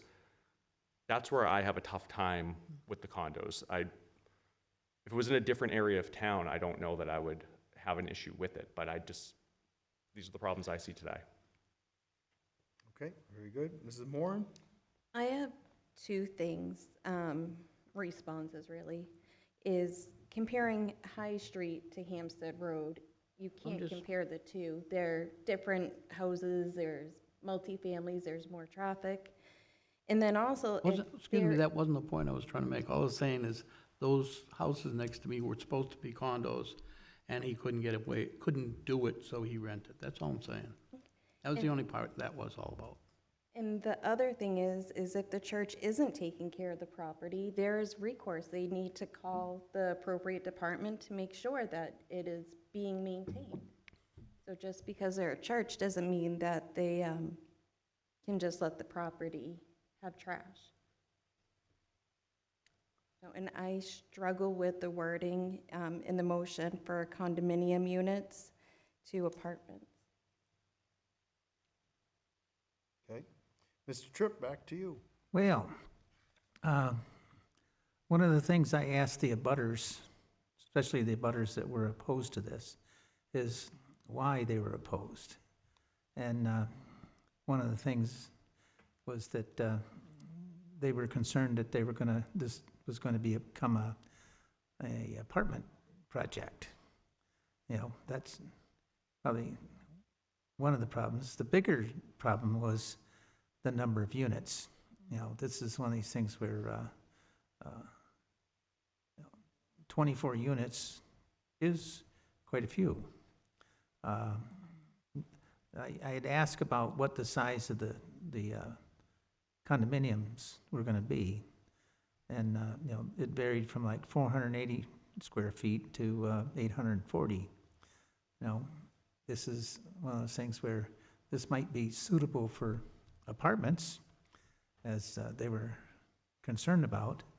You know, I don't know how many people would buy a condominium that's only 480 square feet, but it's possible, you know, depending upon, you know, what the buyer's interested in. You know, the people are interested in ADUs, people are interested in tiny houses, you know, and those are all, you know, similar in size to what the Patels are proposing for this development. But I tend to agree with Mr. Colbert that, you know,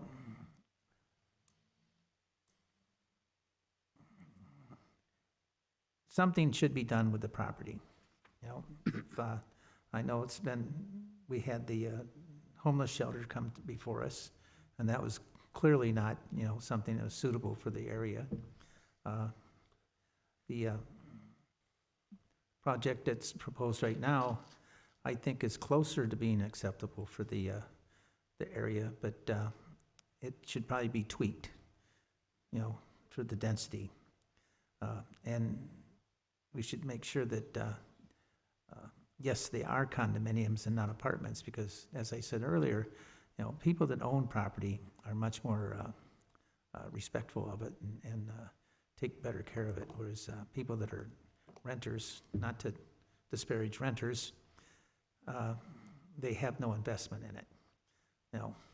So it's an interesting situation. I tend to, I wrestle with this on both times this application for this parcel has come before us. You know, as I indicated earlier, I'd salvage a 2x4, and even whittle it down and make toothpicks. I hate the waste. And I wrestle with that with this application. And as the Realtor, Mr. White, has indicated, you know, you see this a mattress out there, and you think, why does this have to be like that? Why does this building need to be in this location and be in the condition it's in? But that's the sentimental aspect of what I see, and rising above the sentiment, I wrestle with the substantial justice of this, and the hardship of it. I tend not to want to lean too much into the hardship, because I've been, you know, what's the word I want? You know, compassionate about someone who makes a wrong decision on a piece of real estate.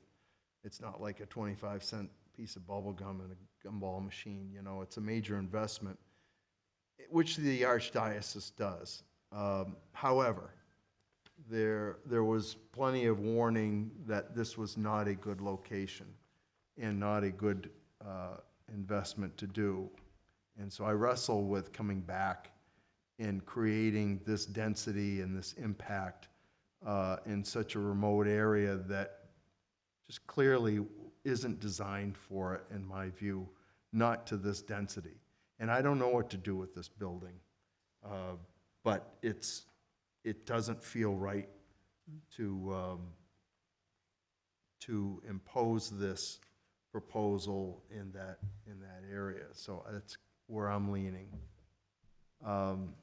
If nobody else has any comment, we can structure the motion. I have one more. Mr. Or maybe a Burgess. couple.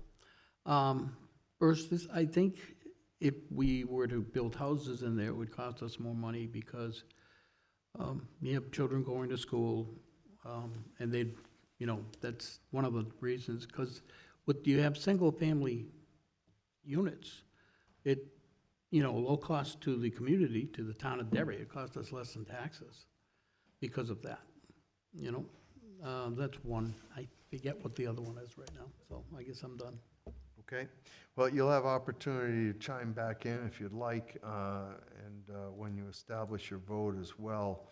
That being said, let's structure the motion, and which we recognize obtaining all state and town permits and inspections. And of course, this would be subject to planning board approval as well. Are there any other conditions that someone might want to impose on this, Mr. Burgess? Whereas you're so in favor of this, is there something here that you would want to try to add to this motion as a condition? Not as I can see, that, I just think it's a good idea to have it, that's all. All right, very good. So we have the two conditions on the motion, and I think unless anybody has any other comments, we can come out of deliberation. I'll make the motion to come out of deliberative. Very good. Mr. Burgess has that motion, Second. and Mr. Tripp has a second. All in favor of coming out of deliberation, say aye. Aye. Aye. Any opposed? Hearing none. Mrs. Moran, you have a motion to read. I do, thank you. I make a motion on case number 24-114, Sam and Lena Patel, owner, Roman Catholic Bishop of Manchester, to grant a variance to the terms of Article 6, Sections 165-47.a of the Town of Derry zoning ordinance to allow the conversion of the existing vacant church into 24 residential condominium units at 187 Hampstead Road, parcel ID 10012, zoned LMDR, as presented with the following conditions. We have two. 1, subject to obtaining all state and town permits and inspections. 2, subject to planning board approval. And that concludes the reading of the motion. I need a second, please. I'll second it. Mr. Burgess seconds that motion. That motion's on the floor. Mr. Corbett, you have finding of fact. Yes, finding of fact for case 24-114. Should be noted that the board also includes all facts found in the meeting minutes for this application and incorporates all meeting minutes into the finding of facts and decisions. The applicants are requesting a variance to allow the existing vacant church building to be converted into 24 residential condominium units. The property is zoned low-medium density residential. Per town and state regulations, churches are allowed in all zoning districts in town, but residential use is restricted to single-family dwellings. The proposal is to convert the building into 3 floors of 1-bedroom and studio-type condominium units. That concludes the finding of fact. Does anybody have anything to add? I do not. Seeing no gestures there, that finding of fact is complete, so all in favor of moving the motion ahead for a vote, say aye. Aye. Aye. Any opposed? Mr. Tripp? I'm going to vote no.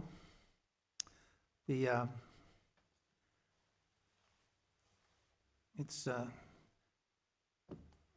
contrary to public interest because it does overcrowd the area and it does alter the aesthetics of the neighborhood. Very good. Mrs. Moran? Chair, I'm also going to vote no. The substantial justice is not met.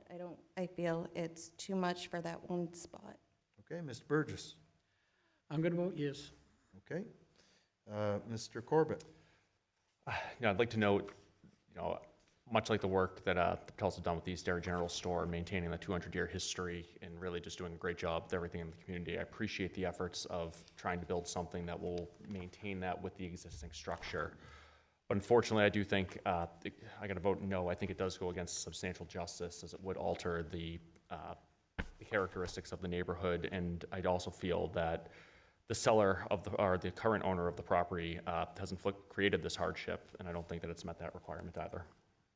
All right, and the chair will vote no as well. The substantial justice, I disagree with it.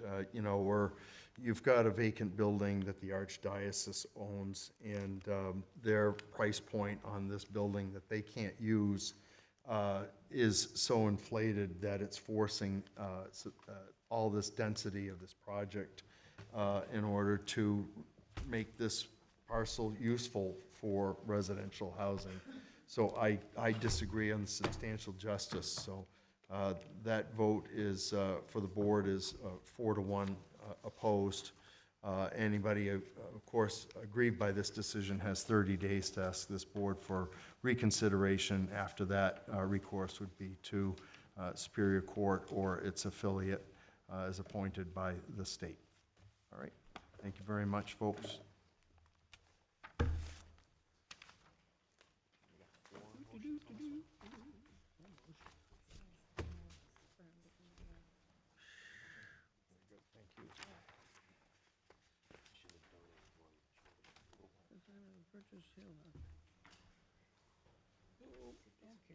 On our agenda, we have the last case, which was scheduled this evening,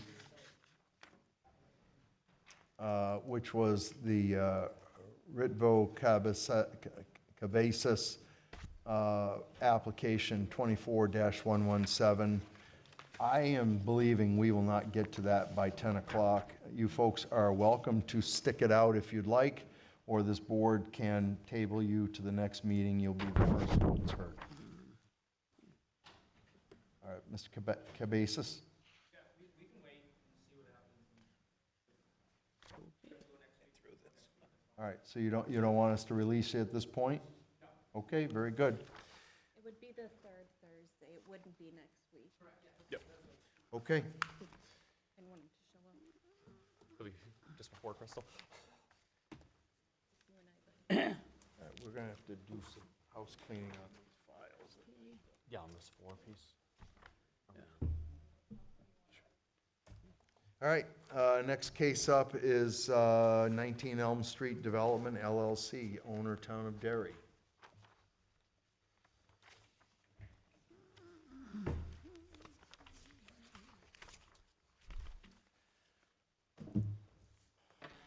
Good evening, folks. Good evening. And how are you tonight? Very well, thank you. All right, and would you like to introduce yourselves? Absolutely. For the record, my name is David Jordan. I'm an engineer and land surveyor with Greenman Peterson in Salem, New Hampshire. And I'm here tonight representing the project proponent, 19 Elm Street Development LLC. And with me here this evening is Mr. Gino Baroni, the project proponent. All right, very good. You saw our protocol. I don't think you've been with us before. It's been quite some time, so I'll try to follow the lead of the prior Well, you petition. must come back more often. If you would, open up with your application first, and then we'll let you elaborate, or you're allowed to elaborate in your own words. That way we get that written Yep. on the record. Well, again, assuming that the prior applicant followed your protocol, I think we start by saying that with the petition that we filed this evening, we believe that we have satisfied the criteria that, 1, the variance will not be contrary to the public interest, 2, the spirit of the ordinance is observed, 3, substantial justice is done, 4, the values of surrounding properties will not be diminished, and 5, literal enforcement of the provisions of the ordinance would result in an unnecessary hardship because owing to the special conditions of the property that distinguishes it from other properties in the area, There is no fair and substantial relationship existing between the general public purposes of the ordinance provision and the specific application of that provision to the property, and the proposed use is a reasonable one. So just stepping back for a moment, Mr. Chairman. Well, I'm going to hold you up. Unfortunately, the prior applicant misled you. We do need you to write and read into the record what you are proposing under that, under those 5 criteria. And I am prepared to do that. Okay, fair enough. Just for the record, again, the property that we are talking about is 19 Elm Street here in Derry, currently owned by the town of Derry. So reading into the record, and I'll try to do this as quickly as possible. The variance will not be contrary to the public interest because a variance is not contrary to the public interest when it will neither alter the essential character of the locality nor threaten the public health, safety, or welfare. And that's Malachy Glenn Associates versus Town of Chichester. Multifamily use is an allowed use in the medium-high density residential district. Therefore, the use does not violate the spirit and intent of the ordinance. The purpose of dimensional requirements within a district is to establish uniformity within that district and prevent overcrowding. The variance for building height is mitigated by the topography on the lot, which is significantly lower than Elm Street and the other properties along Elm Street. As a result, the roof of the proposed building will be at a height that is similar to the roofs of the buildings in the surrounding area, and therefore will not significantly alter the essential character of the area. Further, the roof will be significantly lower than the roof of the former mill building that sat on this lot. The variance for the side yard setback is mitigated by the location of the building on the adjacent property. That property is encumbered by an existing easement and right-of-way, which places that building 44 feet from the common side lot line, 59 feet from the proposed building. The separation between these buildings, along with the roof of the proposed building being at a similar absolute height to the roofs of the nearby buildings, maintains the dimensional uniformity within this district. The proposed front yard setback is consistent with other properties in the area when one looks beyond the 300-foot limit for establishing an average front yard setback, and is set back further than the tower portion of the former mill building, which appears to have been at the street line of both Elm Street and Maple Street prior to it being raised in 2016. Public health, safety, and welfare is protected by providing adequate off-site parking for the residents and guests, by providing adequate driveway access and turning movements for fire apparatus and emergency vehicles, by providing code-compliant building complete with fire protection systems, and by providing a new stormwater management system to protect water quality, provide groundwater recharge and augmentation of stream flows, and protect adjacent and downstream properties from flooding. 2, the spirit of the ordinance is observed because the New Hampshire Supreme Court has stated that for a variance to be inconsistent with the spirit of the ordinance, its grant must violate the ordinance's basic zoning objectives. And that's Harborside Associates versus Parade Residence Hotel. They went on to say mere conflict with the terms of the ordinance is insufficient. The granting of these variances will not alter the essential character of the area, will not threaten the public health, safety, or welfare, and will not violate the ordinance's basic zoning objectives, as we established in the prior item in the first section. Therefore, the spirit is observed. The spirit of the ordinance is observed.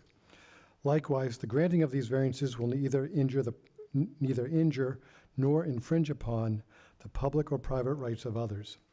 3, substantial justice is done because there is no benefit to the public that outweighs the hardship to the applicant if the requested variances were denied. Without the requested variances, the opportunity to 1, redevelop a brownfield site within the community, 2, return the property to Derry's tax roll, and 3, provide much-needed workforce housing within the town would be lost. 4, the value of surrounding properties are not diminished because the successful completion of similar projects in Salem and other New Hampshire communities has demonstrated that the values of surrounding properties are not diminished. Redevelopment of this currently vacant brownfield site will increase the value of this property significantly and potentially increase the values of surrounding properties by improving what is now and has been for some time an eyesore in this neighborhood. 5, literal enforcement of the provisions of the ordinance would result in an unnecessary hardship because, for purposes of this subparagraph, unnecessary hardship means that owing to the special conditions of the property that distinguishes it from other properties in the area. Unlike the other properties in the area, this is a currently vacant brownfield site. Previously, it was the site of a large mill building built in 1909 that was home to a number of uses until it was acquired by the town of Derry in 2013 through a tax collector's deed and then razed in 2016. The shape of the lot, the proximity of Horns Brook, and the topography on the lot in relation with the adjacent lots are all unique compared to the other properties in the area and do create an unnecessary hardship related to the redevelopment opportunities on this property should literal enforcement of the provisions of the ordinance be applied. No fair and substantial relationship exists between the general public purposes of the ordinance provision and the specific application of that provision to the property because granting these variances will not alter the essential character of the neighborhood and is in keeping with the spirit and intent of the ordinance. Reducing the number of housing units to comply with the ordinance would restrict the applicant's ability to receive funding from the New Hampshire Housing Finance Authority. Without that funding, this project cannot move forward, and an opportunity to redevelop this vacant brownfield site and return it to Derry's tax rolls would be lost. And the proposed use is a reasonable one because the location of this property makes it well suited for multifamily workforce housing, given its proximity to the central business district and essential services. The size of the lot provides opportunity for the access, parking, open space, and stormwater systems needed to support a 26-unit workforce housing that is greatly needed and in short supply throughout New Hampshire. If I can now expand upon that. So just to be clear for the record, this is a true workforce housing proposal that is in front of you. The proponent has a successful track record of developing other workforce housings within other communities in New Hampshire. If this project does move forward, application to the New Hampshire Housing Finance Authority will be made for project funding. And it is, again, true workforce housing with a 99-year obligation. It targets the workforce that otherwise cannot afford housing within the Derry community. It's income qualified housing. The people that live here do have jobs. They have to have jobs. They have to qualify with their income limits. But it's the people that, you know, work in Derry. It's the teachers, it's the firefighters, it's the policemen, it's the downtown business people or people that work downtown. And this location, we believe, is ideal for a workforce housing project, again, because its proximity to downtown Derry and to essential services. There are, as you have seen in our petition, there are a number of variances that we are requesting to make this to enable this project to move forward. We kind of touched upon those with the 5 criteria, but I think it's appropriate to dive into those a little bit deeper. The first variance requested is from Article 3, Section 165-10, to allow a building with a front yard setback of 20 feet, where the average setback of structures 300 feet from either side of the building on the same side of the street is 26 feet. So again, per your zoning ordinance in this zoning district, and to be clear, we are in the medium-high density residential district. The front yard setback is established by looking at the average of these setbacks, 300 feet either side on the same side of the street. We are a corner lot. We are at the corner of Elm Street and Maple Street. So there is nothing adjacent to the north of us to compare it to. To the south, the only property that has buildings within 300 feet of us is the townhouse property immediately adjacent. There's 2 5-unit townhouse buildings on that property. Those buildings are both set 26 feet back from the right-of-way of Elm Street. So per our reading of the zoning, that establishes a 26-foot minimum requirement, and we are requesting to be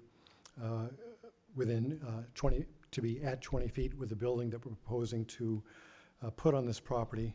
I think it is worth noting, however, that this property was previously occupied, as I'm sure everybody on this board is aware, with a mill building that existed there until 2016. That was right up on the street line.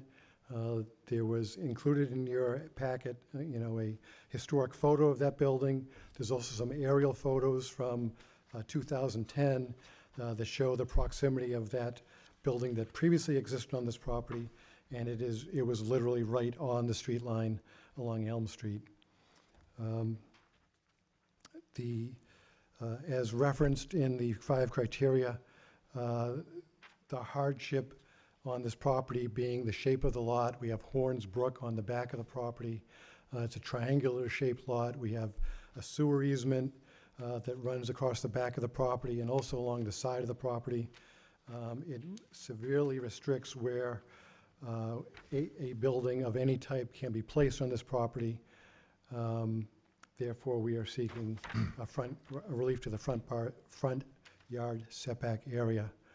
The next variance we are requesting is Article Roman numeral 6, Section 165-45B2, to allow a minimum lot area of 2,100 square feet per dwelling unit based on a net buildable area, where a minimum lot area of 5,000 square feet per dwelling unit based on net buildable area is required for multifamily dwellings in the medium-high density residential district. So again, in this district, multifamily housing buildings are allowed. However, there is a minimum lot area size established of 5,000 square feet per dwelling unit. This property itself, it's an old historic property created many years ago. The lot size, the gross lot area is about 68,600 square feet. When you calculate the net buildable lot area, that gets you down to about 55,200 square feet, and that's when you take out the portion of the lot that lies within Horns Brook. Horns Brook is actually located, where this section of Horns Brook is located entirely within this property. The density that we are seeking for this project, we're looking to develop a 26-unit workforce housing building on the property. The density is driven by the economics. The cost to develop this property is such that there needs to be this number of units to make the project viable. It's also a density that New Hampshire Housing Finance Authority has vested interest in, because honestly, this is, for New Hampshire Housing Finance Authority, at a smaller scale than many projects that they fund. Anything smaller, and this honestly would not qualify for that funding and make this workforce housing opportunity not viable. The next variance that is requested is Article Roman numeral 6, Section 165-45B2D, to allow a minimum side yard of 15 feet, where a minimum side yard of 30 feet is required for multifamily dwellings in the medium-high density residential district. As I just referenced, we're kind of pinched into this corner because of Horns Brook in the back. The shape of the lot basically pushes any building on this property towards the southeast corner of the property itself. Understanding that the purpose of zoning, part of the purpose of the dimensional requirements in your zoning ordinance is to establish one, uniformity within a district, but also to provide proper separation between adjacent uses. I think that the separation aspect is mitigated by the fact that adjacent to us, the townhouse property has a sewer easement and a right-of-way that runs between our side lot line and that adjacent building as well. That basically forced the adjacent building to be 46 feet from the side lot line that we share with that property.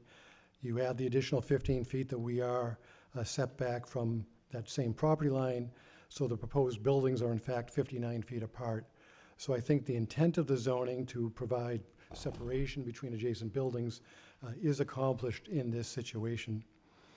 The next variance is Articles Roman numeral 6, Section 165-45B2E, to allow a multifamily building height of 38 feet 8 inches, which we believe is to exceed 110% of the average building height of other dwellings within a 500-foot radius of the lot.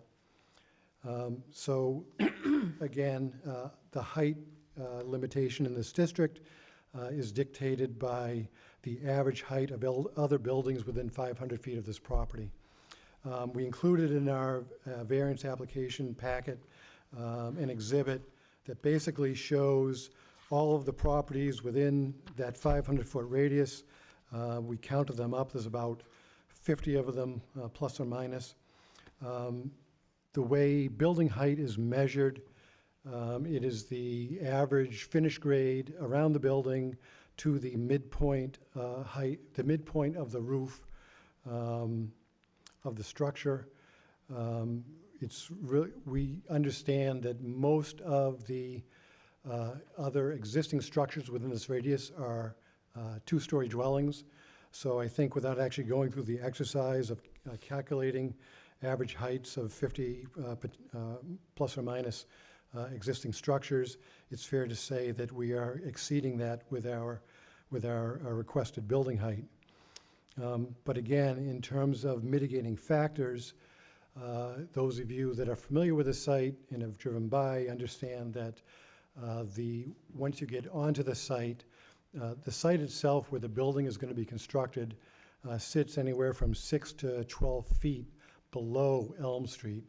So while the building itself is a 3-story building, when the building is sited on the property, as you're driving in front of the building on Elm Street, the first story is literally sitting anywhere from fully to partially below street grade of Elm Street. So given that situation, what we have done, we've included another exhibit within our packet where we actually compared the literal elevation of the roof for the 3 residential buildings across the street, the townhouse building adjacent to us, and 2 buildings adjacent to us on Maple Street, and compared that to the roof elevation that we are proposing. And what we find is that the actual, again, literal elevation of the roof of our building will be it will sit about 3 to 3.5 feet higher than the peak of the roof of the townhouse building, but it will be adjacent to us to the south, but it'll actually be lower than the roofs of the buildings across the street from us on Elm Street. And just for transparency, we did look at the adjacent building on Maple Street across Horns Brook. There is I believe it's a duplex, and then there's a newer, it looks like a 4 or 6 unit building across Horns Brook. We will be higher than that 2-family dwelling by quite a bit, probably 20 or so feet, but only less than 10 feet higher than the roof on the other side of Horns Brook. That building, however, is probably 250 feet away from our proposed building. So I think the topography of the lot is a mitigating factor with regards to the building height, because again, we believe that once built, It will not be an imposing-looking structure that towers over the adjacent buildings. And then finally, a variance from Article Roman numeral 9, Section 165-73, to allow construction of a parking area where all new construction or placement of new buildings, except as provided for in Section 165-72, is prohibited within the Conservation Corridor Overlay District. So we are within the Conservation Corridor Overlay District. A portion of this property is mapped as 100-year floodplain. We have both regulatory floodway within the banks of Horns Brook itself, and adjacent to those banks, we have Zone A, 100-year flood zone. The prior building actually sat within the Zone A flood zone. With our proposal that we have before you this evening, the building itself is not within the flood zone.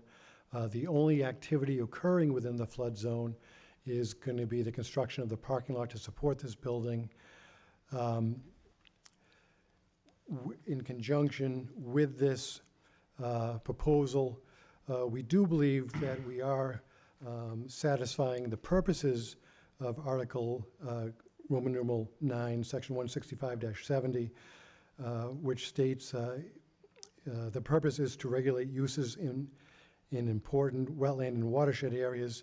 The objective is to prevent the destruction of watershed areas and wetlands which provide flood protection, recharge of groundwater supply, and augmentation of stream flow, and for the protection of the community against the costs which may be incurred when unsuitable development occurs in swamps, marshes, along watercourses, or in subject floods.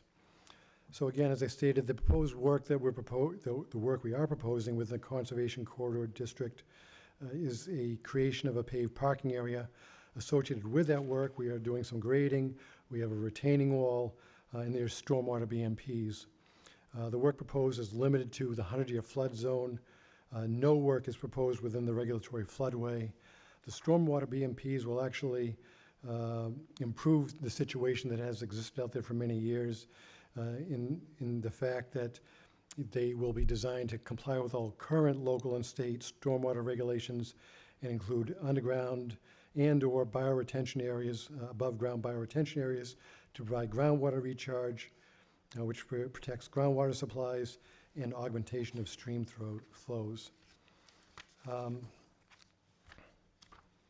So I think with that, Mr. Chairman, again, I guess just to summarize, the petition tonight is to construct a 26-unit workforce housing building on this property. We feel that this is an appropriate use for this building, an appropriate use for this site. We think the site is appropriately located within the community for this type of use. And we're, again, seeking your approval this evening so that this project can continue forward. Thank you. What did you cite for the last, we have 16573, is that what you cited as the ordinance? For the last one? It sounded like you were saying 16570. Mr. Mackey, am I clear on this? 63, 73. 73, right. 73, yeah. Yeah. Were you citing 16570? 165, I believe this all falls under 16570, and then there's subsections within there. Okay. And it's the section that talks about all new construction or placement of new buildings within the Conservation Corridor District. I know Mr. Mackey and I had some back and forth discussion about how to appropriately word this portion of the variance request. Mr. Mackey, Yeah, why don't we jump into staff report? We're going to run out of time here pretty soon, so why don't you go ahead and give us your staff report and we'll get clarity Yeah, on it. just to clarify there, yeah, it's, well, of course, Article 9, which is entitled Conservation Corridor District, which basically is the land that's within the 100-year flood zone. The town, through the zoning ordinance, further defines those lands in the 100-year flood as conservation corridor. And within that zone, there's restrictions as far as what you can do on the land. And that's section 165-70-73, which is entitled Prohibited Uses.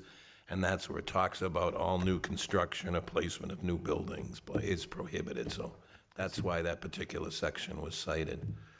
And again, as was said, it's not the building, but it's the construction of parking within, partially some of the parking in that area. Well, very good. I'm glad to see that piggeries and mink farms would be eliminated from the flood zone.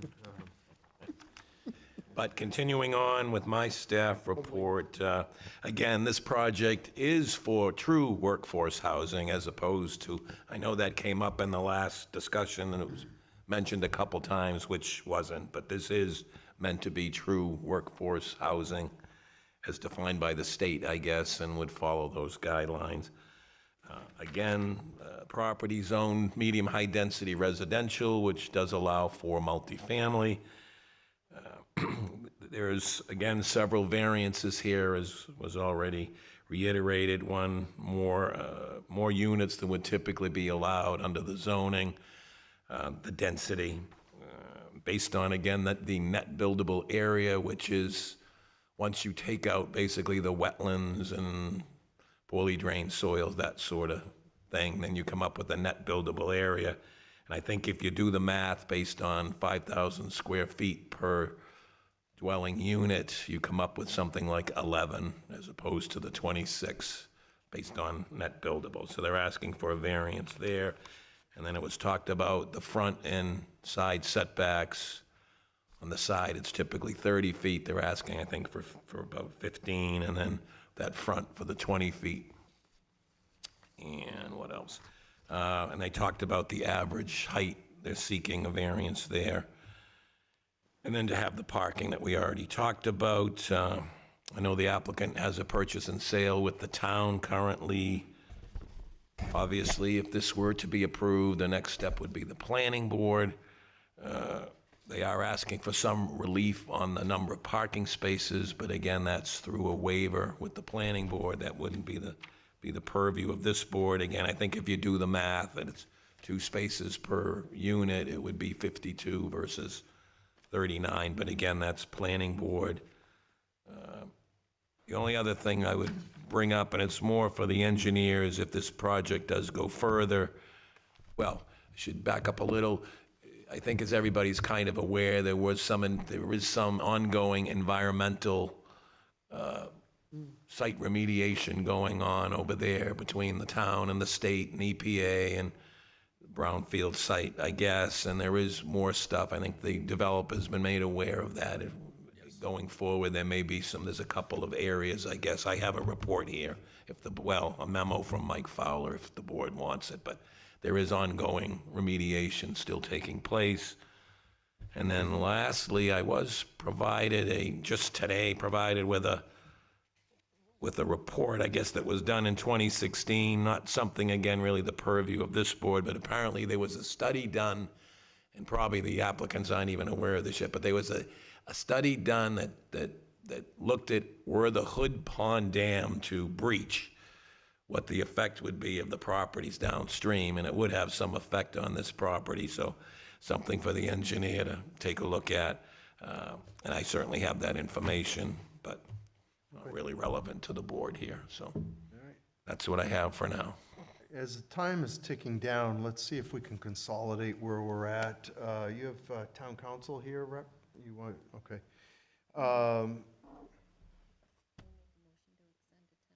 Yeah, let's do that. I'll make a 10-minute increments. I make a motion to extend to 10:10 p.m. I'll second. Very good. All in favor, say aye. Aye. Opposed? Very good. Where was I? We wanted to consolidate and get some. If I could just say one more thing, Chairman. And we did, because in theory, these variances could all be voted, you could approve some and not the others. So we did, with the motions, we did split them into basically the individual motions for like the conservation corridor, that sort of thing. We did lump the two together dealing with setbacks, because that's typically what we would do. So there's like 4 motions, unless the board wants to look at all in one, but. Very good, thank Can you, I- Mr. Corbett. Can I combine the finding of fact for all 4 of them, or do I need 4 separate findings of fact? I think you could probably combine them all, yeah.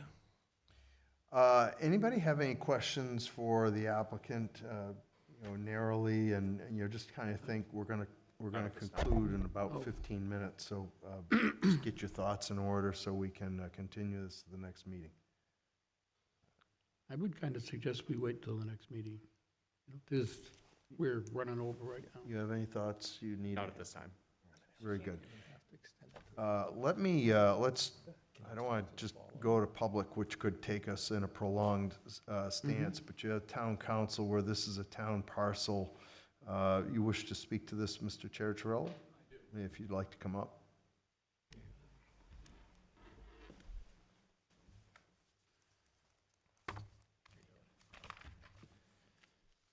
Good evening, Mr. Chairman, board members. I'm Derry Town Councilor Brian Chericello, speaking on behalf of the Town Council and the Town of Derry. Just want to give you a brief rundown. The property hosted a former mill building from 1901 to 2015. The town assumed ownership in 2015. The town partnered with NHDES and US EPA to address hazardous waste and other environmental challenges on the property. The town has unsuccessfully attempted to redevelop the property through the request for proposal process on several occasions over the past 5 years.